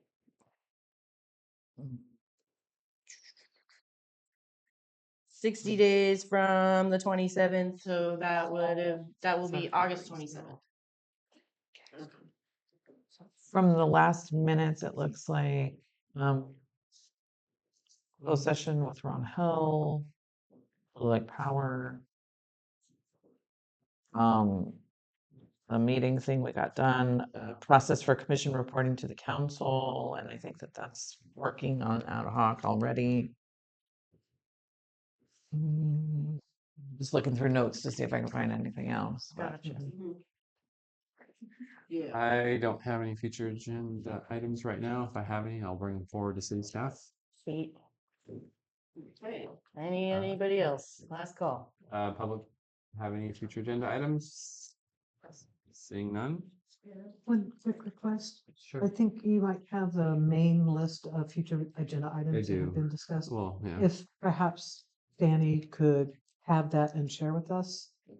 Have which one share what? Sorry, I lost. It's an Excel sheet we started when we first got on board here to like manage our agenda items. I can share that with you.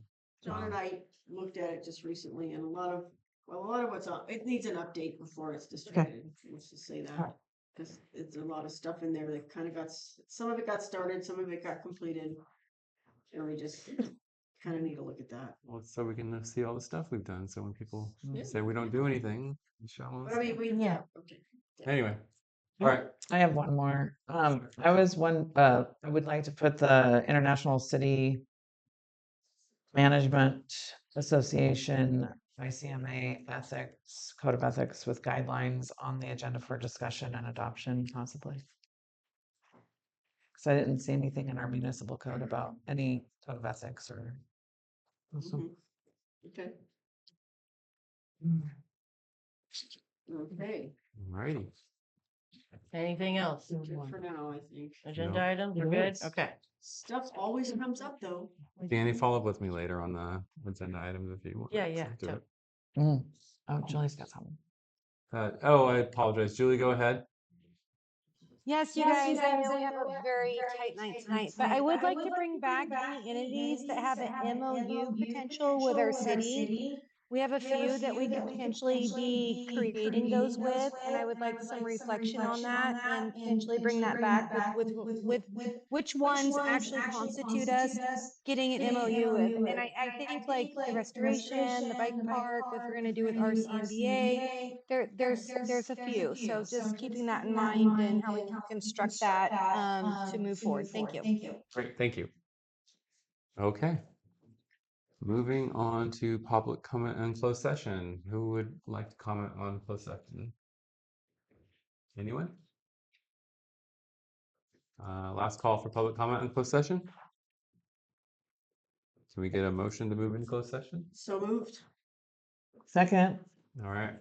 All those in favor say aye. Aye.